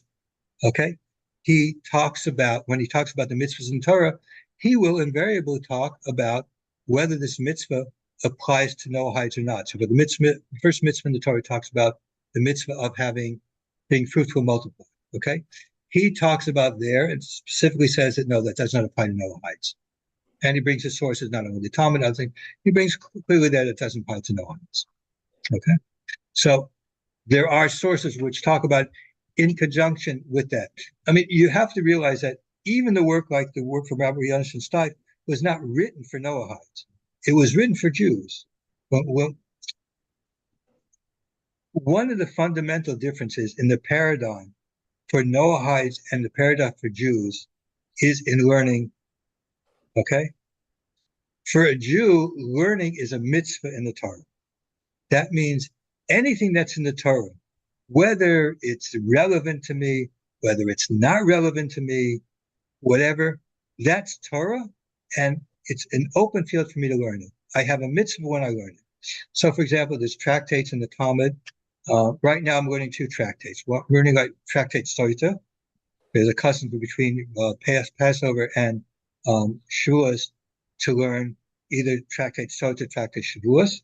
Tractate Soita deals with the woman who's found in adultery in the whole servant. That is something that doesn't apply today at all. Okay, but I learn it, and so when I learn it, it's besides the custom to learn it, it is a mitzvah for me to learn it. The Vilna Gaon says every word that I say in there is a mitzvah by itself. Okay.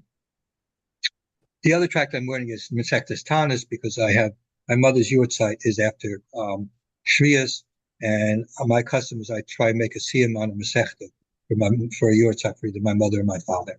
So I'm going to learn Tanis. I haven't learned Tanis a long time. It's a small Masechta, and since I'm learning, it's difficult to learn 2 things together. So since it's a small Masechta, it's easy for me to learn. I've already learned half of it. So it's a little easier that. Okay. Now in Noahide, there's no mitzvah. When you learn the divine code, you're not fulfilling a mitzvah. There's no mitzvah.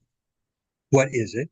The Rambam says in Mishnah Torah that a Noahide who violates a Noahide law accidentally is not liable. But that only applies if he accidentally did it. Like, for example, he thinks he's having sexual relationships with his wife, a woman who's not married. He's having sex with a woman who's not married and finds out later she is married. He didn't know that. That's considered unintentional. There's not. But if he says, for example, that adultery is allowed, in the Talmud, we refer to this called Omer Mitta. He says that if something is allowed, which is not, that he is liable for. Meaning that as a Noahide, you have to know basically what it is, what the laws are. Okay? But if you do something mistake, you do something mistake.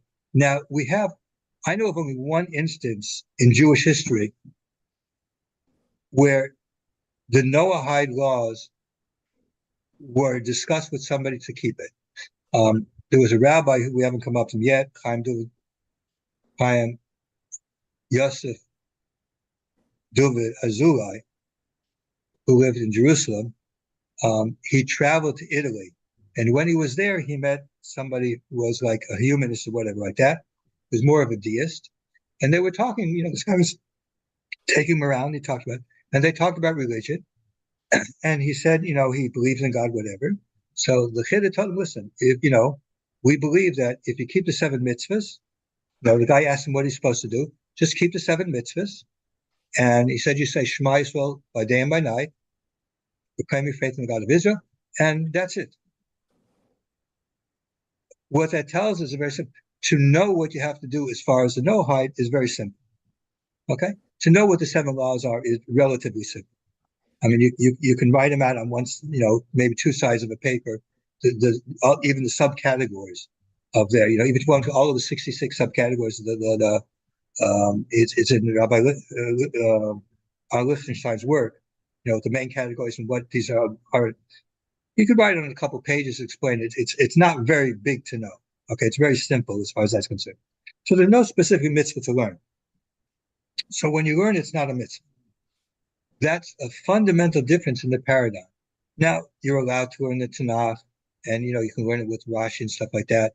And anything you need to the 7 mitzvahs in order to know how to do it, you're allowed to learn. If you have questions, you might read answers and stuff. There's something like that, but essentially there's no mitzvah to learn. Okay, it's not like in Christianity where basically you worship the Bible. You don't worship God. You worship the Bible.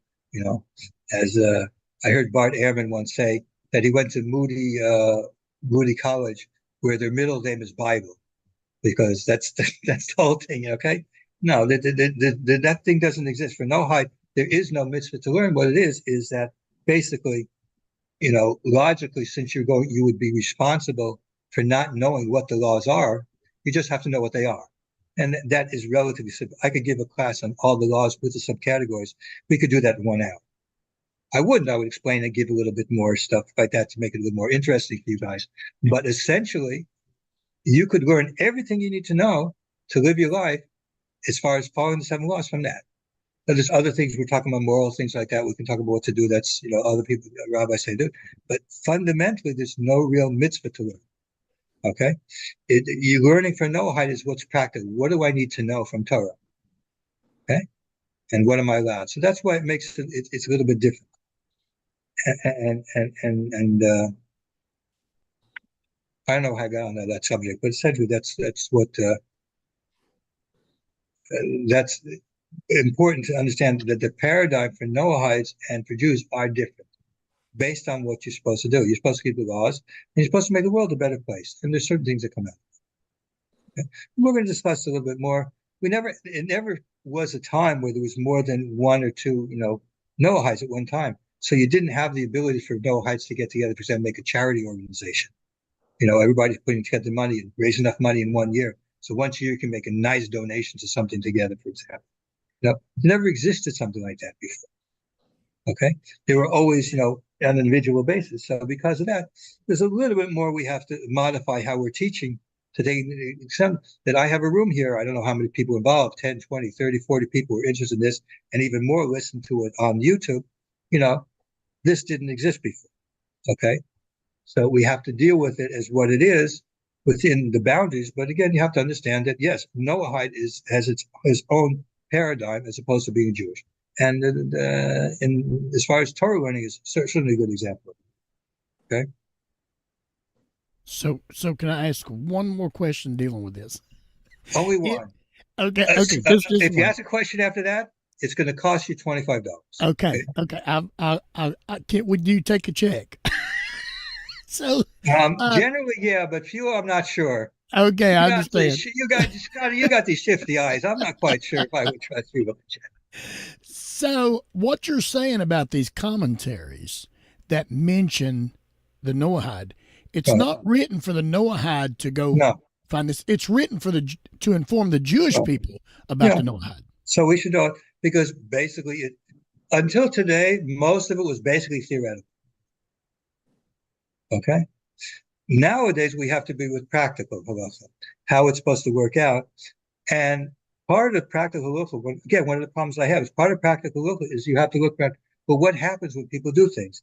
That's why it is very dangerous when you interpret that thing which says doing other mitzvahs, if they're doing for reward. The danger of that is what we are actually seeing as people developing their own religion. Okay?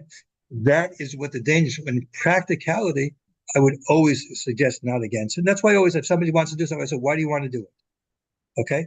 Because the danger of creating a cult or another religion, which, by the way, I've spoken to many people involved, and they all have this concern.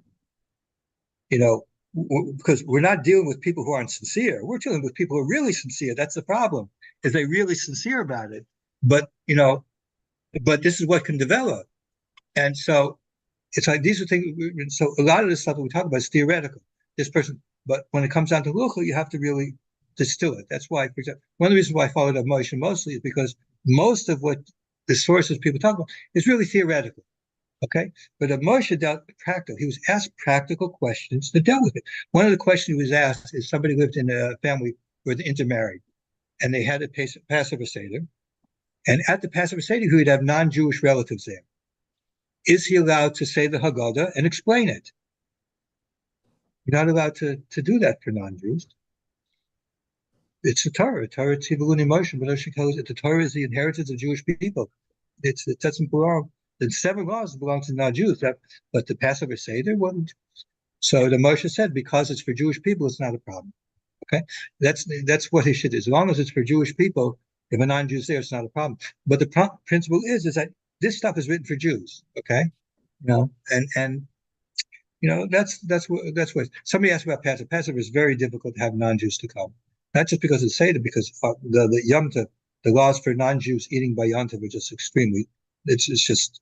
It's not worth the argument. Shabbos is much easier, by the way. Shabbos for a non-Jew to eat by a Jewish house is it's relatively simple. And so also it's probably handy to have around the non-Jew just in case you need him to turn on a light or something like that. But it's like for Shabbos it's not as much a problem because everything's done before Shabbos, so you don't have to do anything. But on Yom Tov, there's a question: you're not allowed to cook something for a non-Jew on Shabbos. Yeah. Okay, so again, all these things are written for Jews. Okay, and you have to understand the Rambam was not written for non-Jews; it was written for Jews to know what the law is. Because he probably didn't imagine there would come a time when you'd have this many non-Jews abandoning Christianity, wanting to follow the God of Israel, and not knowing what they're supposed to do. Okay, and this, of course, is part of the problem. Part of the problem is I'll give you a secret that every rabbi who knows will tell you. When somebody asks you a question, besides listening and having an ear for what the law is, you're listening for what the person is saying. Okay? If the person is saying in a way that they really want to do something, and they're just asking, you should say it's okay. Then you go in your mind and saying, okay, is it possible that I can tell him to do what he wants to do? Because it looks like he doesn't want to listen to me if I tell him he's not supposed to do it. And that's the reason why you see a lot of people telling Noahides that they could basically do it, because they're trying to find a way to stretch something to allow it. That's not really what it says. And from my point of view, I think the danger of doing it is very great, because we already see, I mean, look at the Ger people. They're just totally way out there. Okay, they're just totally, it's like, they're no longer tethered to any kind of reality. It's just they're living in their own fantasy world. Okay, and I don't think anybody wants the Noahides, the people in Syria, anybody wants to be part of something like that. They want to be from the region with, that has a real relationship, and so that's a problem. A lot of people just say, well, okay, this guy wants to do something. Well, how can I get around that I can do something on Shabbos? Okay, how can I do something like that with it? And you get into all kinds of problems with that. There's all kinds of issues. I mean, I've had discussions about it. What does it mean that you can do a mitzvah? And Moshe says clearly that the Rambam is not saying that you can do that mitzvah all the time. So how could you tell? For example, some people like to light Friday night candles. Okay, that to me is the stupidest thing, because they don't even know why you're lighting candles on Friday night. If you knew what it was, it has nothing to do with anything. It's not. Candles are basically, among the reasons is because they didn't have electric lights. If you have electric lights, the reason for lighting candles on Friday night is something that a non-Jew would have no relationship whatsoever. I mean, non-Jews don't have, when you have your Thanksgiving meal, you do not light candles on your table. Okay? I've never heard that before watching the football game, you have a meal and you light candles on your table. But Jewish people, will light candles on their table even if there's lights, because it's just a Jewish thing, okay? But it's not. So there's a lot of things that go around, and Rabbi said, well, it's not so bad, but in my mind, it can be so bad. Because what happens when you start doing it every week, okay? Yeah. So let's say you have a Noahide conference once a year, and on that conference, it ends up being Shabbos. So on Shabbos, you're going to light candles for that, just for that one time a year. Okay, again, I follow the Moshe. I would say that's a problem. But if you didn't follow that Moshe, it wouldn't be a problem. Okay? Everyone would agree if you didn't follow that Moshe that said that you shouldn't do it, it's actually forbidden. But you follow those that say it would be allowed, it wouldn't be a problem once a year to do it. But what happens if you do it every single week? Then you've essentially taken on to yourself a religious obligation. It's essentially you made yourself another mitzvah. I have this discussion with a lot of people. And Moshe says clearly that if you do it continually, it's wrong. But for those people who say that you couldn't, but he doesn't allow it all. But for those people who say you can do it, when does it cross the line where you've actually become a new mitzvah for yourself and you've created a religious obligation that you've crossed that line? Okay, when does it happen? I've never had it. Avram Chaim Blumenstiel has never answered Moshe. Why? Because nobody talks about it. The only person I started with Moshe, he says no. It's clear that if you do it, how many times it takes, I don't know. There may be a source in Jewish law that would say 3 times would be enough, but there may be, because that's something that we don't have, these kinds of measurements don't apply. There may be even 1 time doing is religious by people. I don't really know. There's no real answer. No, I haven't seen any authority discuss how many times it takes to be a problem. Even though Moshe is in that essentially very vague about it. So, but it's a problem because, again, you're now making a whole new commandment. People who they have every week they come together to pray with a minyan. We'll pray with a group of people together. It's no obligation for Noahide to pray. So how many weeks does it take before you've created now a new religion where you get together every week and pray, just like you would when you enter church once a week? These are all types of issues which are important to look at. Not so important is maybe you're allowed to do something, but the question is, should you be doing it? Even if it says that even if you're allowed to do it, and it's not something that you might be allowed to do, the question is, should you be doing it? What does that lead to if you do it? And that's a question we don't talk about. It doesn't come up very much. It's talked about quietly sometimes. I can guarantee you that the rabbis that I've been who are big name rabbis, I'm not going to talk because they don't talk about it publicly. I'm not afraid. I don't care. I talk about everything. I'll be open about it because because I deal with people that I consider to be sincere, and I figure you can take it. Okay, but it's a question. When is it when you do that? You're saying I want to do this. When have you actually crossed the line? Okay, when have you crossed the line that you said, okay, I'm just doing it for reward? When you do that. Yeah, now I've taken it on as a mitzvah now. You can't take on a mitzvah. There's only 7 for you. That's all there is to it.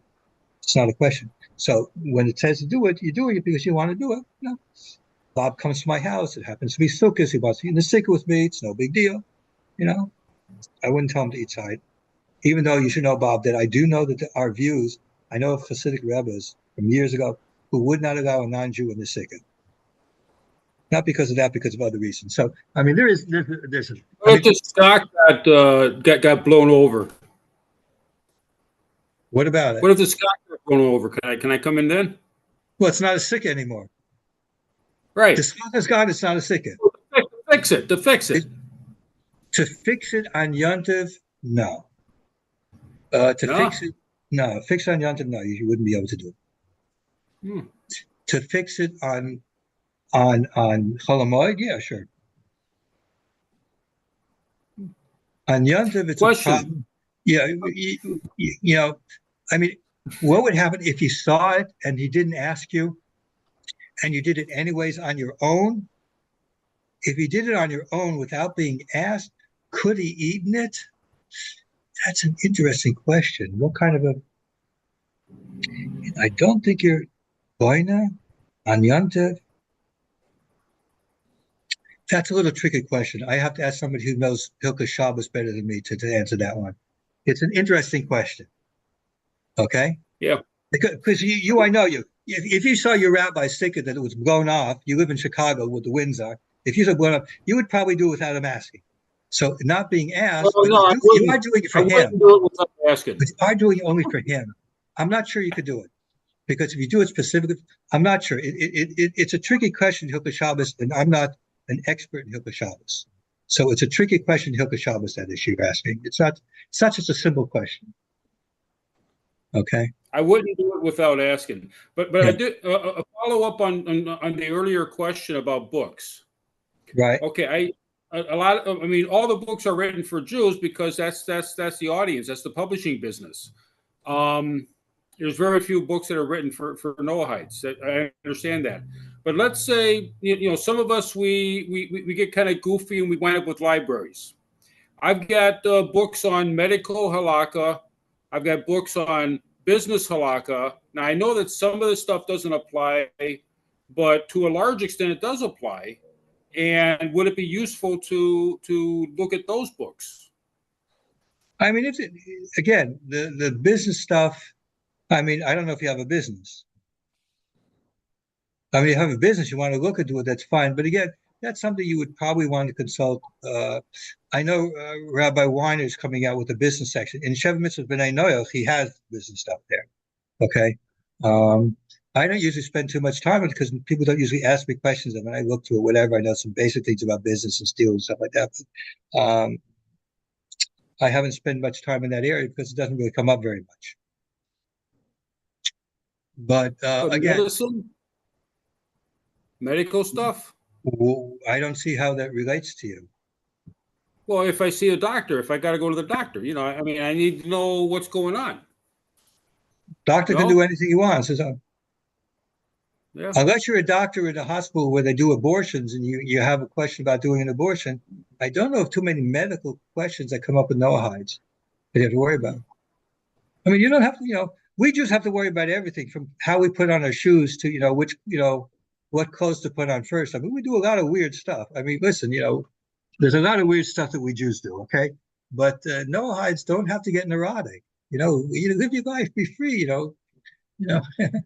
Don't get neurotic over this thing. It's you have it, you have it. I mean, if you want to read it for interest, not because you want to know about, but if you want to read a book on Jewish studies, not as something to know whether it relates to you, but just Jewish studies for an interest, maybe you could do that. I don't see taking a Jewish studies class, I'm not quite sure if that would be forbidden. Okay, just because you want to know about Judaism and stuff like that. But if it's a text-based kind of thing, for example, a Talmud class, that you shouldn't be going to. But some general thing of Jewish, like for example, what I'm doing now is Jewish history. It's indirectly related to Noahides and whatever, but it's even if it wasn't related to Noahides, even though I couldn't, it would still be something it's all right to learn. There's nothing against learning Jewish history. It's learning religious practice, religious stuff that really is so much the problem. Something that was considered Torah. Okay. I mean, the main rule is if it's not going to be practical for you, then unless you're looking at it like a Jewish studies thing you're taking, then it's probably not something you want to spend your time and find something else that's more important, more relevant to you.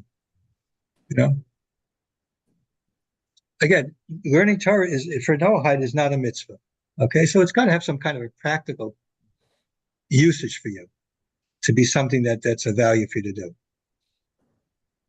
I mean, just general knowledge about Judaism, that's fine. There's a lot of things in Judaism which essentially, but if you're learning it because you want to know about Jewish law and you're going to be quoting that to somebody else, that's like delving into. It's not you're trying to find out, just an interest in Judaism. Like for example, let's say you see there's a book on Hasidic customs. I have a book at home about Hasidic customs. Okay, if you want to read that just to find out, you're curious about it. That's maybe borderline, but probably it's not so. You're not looking at it because you want to know Jewish as Torah. Looking, you have Jewish friends with Hasidim, so you want to look and see, find interesting things about them. You might find out why they're doing it, if it's, where it comes from. Yeah, well, maybe. So it's very hard. These issues aren't discussed because we've never had to discuss it before. We have discussion, the general rule is if it's practical for you, you should certainly. If it's not practical for you, then you have to be a little bit more clear why you're looking at it. Okay? If it's not doesn't have any practical thing for you, then why you want to look at it? If you're looking at just interest about Judaism itself, you just want to know, Within reason, depending on the nature of the book. I mean, if it's really like a book written for Jewish scholars, for example, and written with a lot of stuff, that you should probably stay away from. But if it's just something, listen, hey, Jews do that, it all depends on the book. It's very hard to say. Unfortunately, there is no literature written for Noahides, really, pretty much. Divine Code is the first one written specifically for Noahides that I know of. I mean, Aaron Lichtenstein, his book, he didn't write this book for Noahides. He wrote it for Jews, for rabbis. Okay? Rabbi Blumenstiel, his book, he said he wrote for rabbis. He didn't write for Noahides, but for rabbis to know the issues, that they should be familiar with the issues, so when they should be able to discuss it. So, I mean, it's just, there's never been that kind of a thing. Maybe it should be written. I don't know. But at the moment, it hasn't been written. And at the moment, the works that come out, I don't see too many things that deal with it in that kind of a way. I have to look. I mean, I have a number of things, but they don't. I don't know. I mean, I have looked at some books, but it's something that has to be considered. Books written specifically for Noahides by Noahides. But again, you have to know. Again, that essay that I'm going to do is going to tell you what you're supposed to write for fellow Noahides. Things that you can write about that are practical, practical for the Noahide that needs to know. It is certainly. And other things is like there's not much guidance on it. You have to be guided basically by what you're not allowed to do. And again, the general rule will be: why do you want to do it? And what do you expect to get out of it? So I got a question. Who do I make the $25 out to? Because I got another question. So what if I'm going to just be personal here? What if I'm studying just to get the story straight? Because all these years I've had the story wrong. Get what story straight? I'm just going to say. So the religion I was brought up in, I heard about all this. And I mean, there's just a vast amount of information that I got, and I got it wrong. I was told it wrong, and so now even going back to the Garden of Eden and Noah and all that, I'm just now I'm not reading or studying the things I know I've crossed. I'm not going there, but just Torah for the principle of getting the story straight. You could read the Torah. You should learn with Rashi. Sforno is a good combination that I know is now in English from Art Scroll. I don't know if the Rashbam is in English yet, but the Rashbam is a very, very good commentary on the simple understanding of the verses, of what it is. Even Ezra is a little bit more complex, but I don't think that's in English either. In English, I know that the Sforno and Rashi is in English. Those are ones you should concentrate on. Okay. And that's basically it. That'll tell you most of your answers. And if you have a question, ask somebody. They'll explain to you what it is. And then, what do? We just go find books that are all in Hebrew that you'd never heard of. Looking for the answers. The check is in the mail. Yeah, that's what there's a lot of things that can be done. I used to give a class in the Hasidic works. And I would choose out things that, first of all, were in service to them, but also that if it happened that a Noahide should, read it, either it would be obvious that it wouldn't apply, or that it would be something that they could actually get something from also. There's a lot of things that are out there that Noahides can learn as far as midas, character traits, and how to. We talked about Orchos Tzadikim, of course. Listen, the truth of the matter is I don't have the time, but if I did have the time, somebody would raise money for me to do a class, I'd probably have the, impetus. My wife would be happy, so she'd say, listen, they're going to pay you money, do it for sure. And then I would try to, for example, take something like Pirkei Avos, the chapters of the fathers. Now, that has a lot of good stuff in it, but the problem is that a great amount of the stuff there is based on that a Jew has a mitzvah to learn the Torah, and it talks about learning Torah in that perspective, which doesn't apply to a Noahide. So how are you going to bring this so it relates to a Noahide? That's rabbis who are teaching such things have to realize when they're learning something, they have to say, okay, we know this is written for Jews, and it essentially doesn't have to. Is there anything that we can learn from this for a Noahide? Many times the answer is going to be no, but sometimes the answer is going to be yes also. Okay. So it again, we're in a time where a lot of this stuff is new, and although Noahides have been around for 30 years, nobody has been doing it what should have been done in the first place, which is rather than allowing Noahides to be Christians without Jesus, they should be Noahides who are following a Noahide path, which doesn't turn themselves into their own religion and doesn't treat them as if they're doing Judaism light, but lets them enjoy the Torah. I mean, let's put this: the Tanakh was not written for non-Jews. Okay, it was not written for non-Jews. There are parts of it that talk about non-Jews, but it wasn't written for non-Jews. There's nothing in there that was written for non-Jews. It was always written for Jews. But there's a lot of things in there for which anybody universally can gain information. You can gain lessons in life that they could do. Okay, and you know, I think that's probably one of the reasons why Tanakh has allowed for Noahides to learn, because there are, even though it wasn't written for you, there are lessons to it. I mean, most of the Tanakh is either history, telling you events that really occurred, or prophecies, which, unfortunately, most of the prophecies are basically about how the Jews weren't so good at times in the past. But every prophecy that you see that starts off with something bad about the Jews always ends up saying how in the end everything's going to work out good. You never see a time where it's bad and it doesn't end up being good in the end. Okay, that's Rabbi, because that's what prophecy meant. Can you take a question from YouTube? I guess so, as long as he pays his dues. That's all. Yeah, Scotty, this is one of the ladies from Tennessee that threw out a question earlier here. She goes by the handle Mimi G.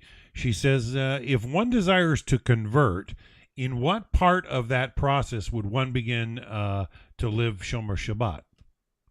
Okay.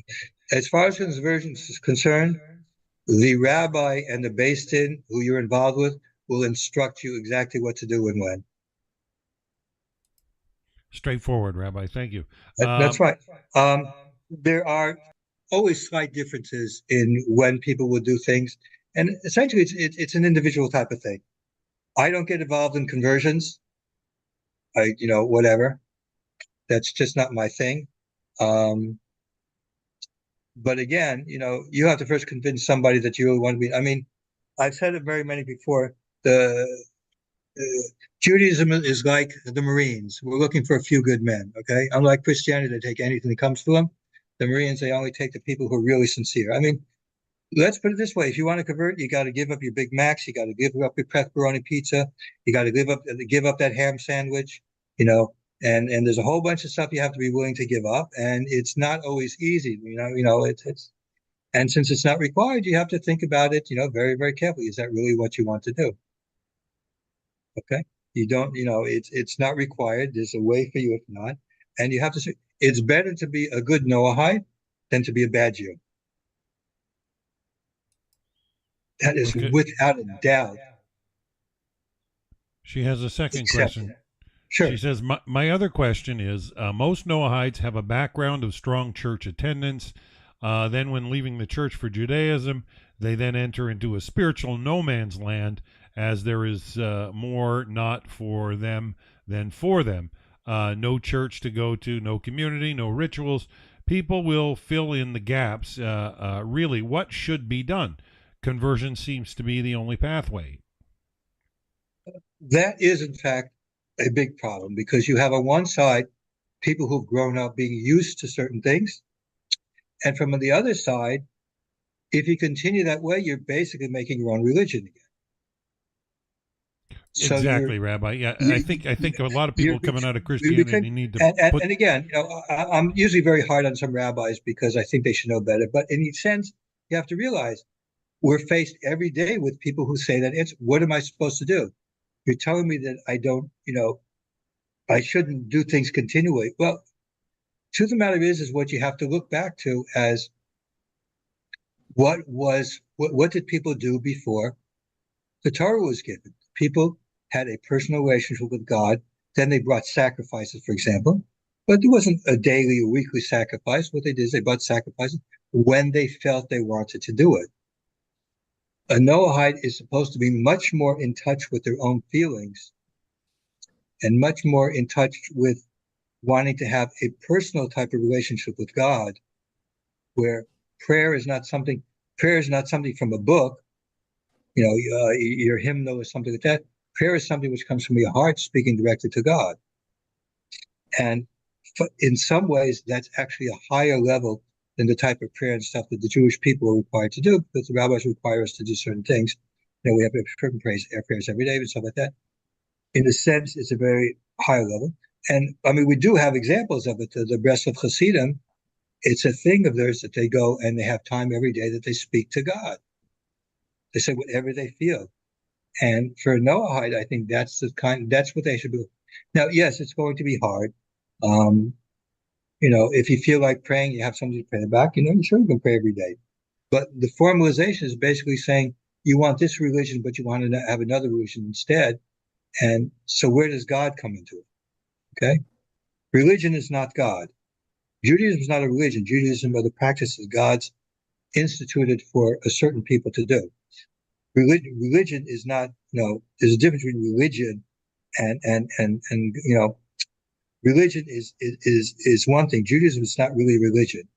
Judaism just practices that God instituted for the Jewish people, and there's things that were different for non-Jewish people. All kinds of. I'm going to be giving a whole lecture on Noahides and religion. I'm going to try and organize my thoughts on this in a much clearer and concise way as I really do. So what I'm saying might not be clear. The problem is very well known. I'm aware of it. It's why many rabbis try and find some kind of way of allowing Noahides to do things that they did when they were Christians, and recognize in private that, they've basically opened the Pandora's box, which is in some ways and could, in the future, lead to its own religion, which is clearly not what's intended. So we have to try and balance. We have to get to this. This is something we have to work on in balancing, fulfilling the spiritual needs, because everybody has a spiritual need. We believe that there's a God in the world. So we have a spirit. How are we going to relate to that? God is not like the God of the philosophers that's out there and has nothing to do with this world. God has to do with this world. So, and God has to do with every creature in this world. So, so how are we going to do it within the Noahide path? And that's something we have to, again, when I do in religion, I'm going to try and organize these thoughts in a more concise form. But we have to take into consideration the needs of the individual Noahide themselves and the danger of violating by making your own cult or religion on the other one. You have to try and find a way to thread that needle. Okay? One of the ways I think we do it is by focusing not on ritualized actions of prayer, but on focusing on those things like charitable works. Somebody who's in a financial distress, bunch of you get together and raise money for this person. That's a fine thing to do. Or you have a charity fund you put together, or you do other kinds of things. I mean, I once said that, I will know that the Noahides have actually understood when I see that there's a hospital, the Vandal Jones Memorial Hospital, that was founded by Noahides. But you should make a bunch of money so you could afford to do it. But the point of the matter is that, there are things to do. Soup kitchens, people who are homeless to do things to help out, all kinds of things that are there that you should be channeling your energies into those kinds of things. And these are really, in the end, spiritual. When you help somebody else, you will feel better from that. You will have a spiritual thing, understanding. There's a very interesting medrash. The medrash says that we should imitate God. What does it mean to imitate God? When he created man, he created a wife for him, so he helped people get married. He raised money to help people get married. When they didn't, he gave clothes. He clothed the people who were naked. He bring them food. All these things, all these acts of things were That's what God did. We should be like that, okay? And it's more fundamental for Noahides because they don't have these responsibilities, okay, that Jews have that take up much of their time, okay? Their responsibilities are more towards these kinds of things. So when I talk about religion Noahides, we're going to talk more about what is spirituality for Noahide. Spirituality Noahide is raising money to help other people, dedicating maybe one day a month to helping the homeless or to doing something else of that kind of thing. That kind of focusing on, God clothed the Adam and Eve, so that you want to imitate that kind of an action. Okay, God fed the Jewish people in the desert for 40 years. You want to, feed the hungry. Okay, there's a lot of things that could be done, and now that we're not dealing with individual Noahides, but we're dealing with people, many people, there are a lot of possibilities to channel your, helping people living in Israel, for example, poor Jewish people. The Rambam says specifically, if a non-Jew who keeps the 7 laws donates money, we can give that to the Jewish poor. So you could actually help Jewish people to donate. There are a lot of things. We'll talk about religion. We'll talk about some of them. And in our discussions, we can maybe bring up some more. But that's where your spirituality is. There's a saying in Yiddish that essentially in English is, the other person's gashmis, other person's physical needs is your spiritual need. When you take care of somebody else's physical needs, that's really dealing with your own spiritual need. And that's more important for a Noahide who doesn't have a mitzvah for learning Torah, but does have reward from doing that. Because that's part of the 7th mitzvah to make the world a better place. So there are ways of channeling it. It's something we're going to discuss more because that's fundamental to what we're trying to do in the Noahide path. We're trying to show you what the Noahide paradigm is and to get people to think more along those lines and channel your energies into that, rather than channel your energies into continuing to do the things when you were Christian or trying to imitate what the Jewish people were doing. They have a different function. Okay? Rabbi, yeah, she commented back, she said, that's the best wisdom I have ever heard thus far. It's better to be a good Noahide than a bad Jew, and that Judaism is not a religion, but a set of things for Jews to do as given to them by Hashem. So again, we are going to talk about the Israel, because it's not that I'm insensitive. I actually know about it, but you look at the other side, that what we have seen over the last 30 years is some Noahides practicing a religion called Judaism Light. Some people dare people going off, I don't know where they're going. They're just going crazy. And just people was just trying to be, Christians without Jesus, and trying to because we haven't been teaching properly to understand that being a Noahide, and there are things that are very important. And that's what we're trying to do in Noahide path. That's really what it's basically about. And it's something, listen, if you get a lot of people together, some person could give like $5 a week. Some person might only be able to give a quarter a week. Every penny raises up. And if you give a donation, somebody makes it fun that once a year or twice a year, you want to donate to some kind of cause or whatever, that builds up, So the main thing is to start thinking on the paradigm of a Noahide rather than a paradigm of a Christian and the paradigm of a Jew. What's the paradigm of Noahide? What's Noahide supposed to be thinking? What's important? Okay. What is really what I'm supposed to be doing in the world? And if a Jew, his whole life is learning Torah and he doesn't do much more, he didn't have money, whatever, he has his Torah because he had the mitzvahs from learning Torah. Noahide doesn't have. So what did Noah have? Noahide has what he's done to make the world better. How many people's lives he's improved. What he's done to make the world better. Okay, that's what you're here for, is making the world a better place. Obviously, each person according to their abilities. If you're not wealthy, of course you can't do a lot. You can do a little. I remember when I was very young, I had a next door neighbor lady, and basically I did things. I watered her lawn and something like that. And what I would do is I would go into her once a week, and we would sit down, and she had all these letters she would get asking for charity donations. And my job was I would write a check for $1 to each of these organizations, and she would send it out. Some weeks it would be two, some would be one. Every week she sent $1 to every single organization.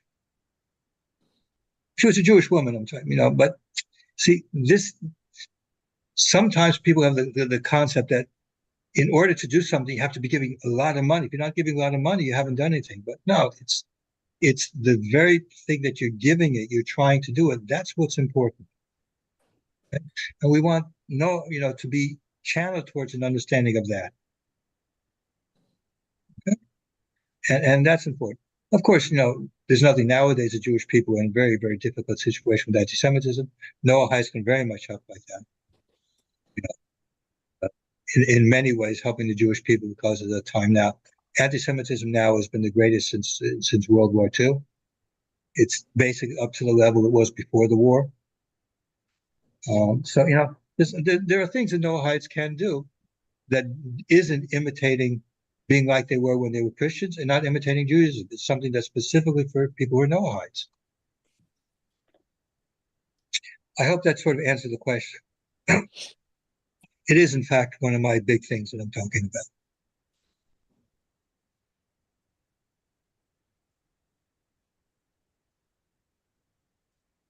Any other questions, comments? Dan, any people, our YouTube people, have anything to say?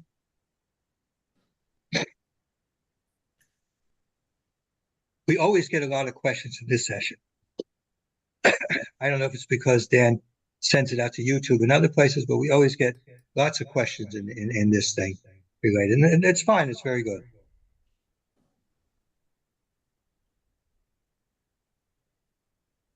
Dan, any more questions, or we should wrap it up for tonight?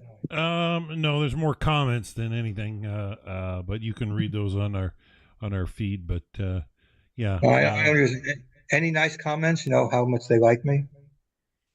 I always like your good comments. Well, you got the one where she said it was the best wisdom, but so the other ones are bad comments. They don't like me. Okay, whatever. Yeah, I think between YouTube and Facebook, we've passed about 110 or more, 125 views already. Oh, that's pretty good. This talking at the end, I should probably record it also. The talking at the end is also very important. This interaction is extremely important because,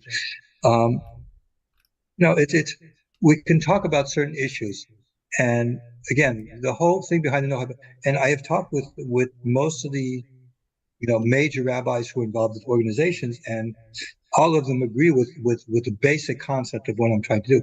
Even when they disagree with some of the halachic views that I have about Noahide law, the basic concept of what I'm talking about is something that they all seem to have in agreement with, which is very heartening because I'm not trying to get involved with arguments with people. I mean, it's my opinions to disagree on some things. But what's fundamentally important is to basically save those Noahides who are sincere from falling into cult-like behavior, which takes it out of what the purpose is and brings it back into things which are more in accord with, again, what the Rambam says. His concern, Rambam concern, basically what Moshe talks about, basically the concern is going off and starting a new religion, or a cult, as somebody referred to it.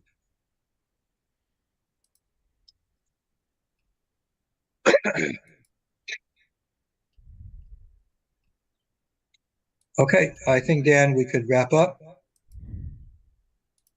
This session always goes at least 2 hours. I know that. That's just the way it works. Yeah, we've been 2 hours and 20 minutes so far, so I think maybe it's about time. Now, Rabbi, you're tentatively talking a couple weeks, 2 to 3 weeks from today to do either in 2 weeks or 3 weeks. We'll try and finish 1800s 19th and 20th century.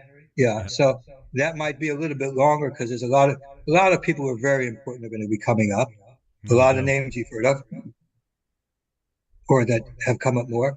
So we're going to try and do it then. It might end up being a little longer. And of course, as you know, the Sunday night one, we just get all kinds of questions. So we never know where it's going to end.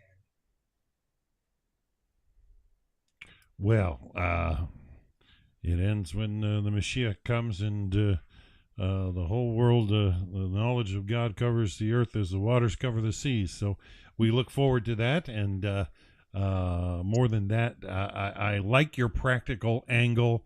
And it's always exciting when people are encouraged to do some practical grassroots, factual, make the world a better place. It's the way to go. So, yeah, on that note, I think we're going to sign out for today. And we will be back, I think, in probably 2 or 3 weeks. And Rabbi's going to do the 18th and 19th centuries. So keep an eye out. In the next few days, whether it'll be either 2 weeks or 3 weeks. All right. I look forward to it, and hopefully I can get some rest. I am, just going through some physical, gallbladder issues. Dan, it's harder for me. I'm the one who's got to talk the whole time. This isn't a competition, Rabbi. I'm not, not even, wouldn't even consider. But on that note, we're going to sign out here on YouTube and Facebook, and we'll see you next time. Bye for now.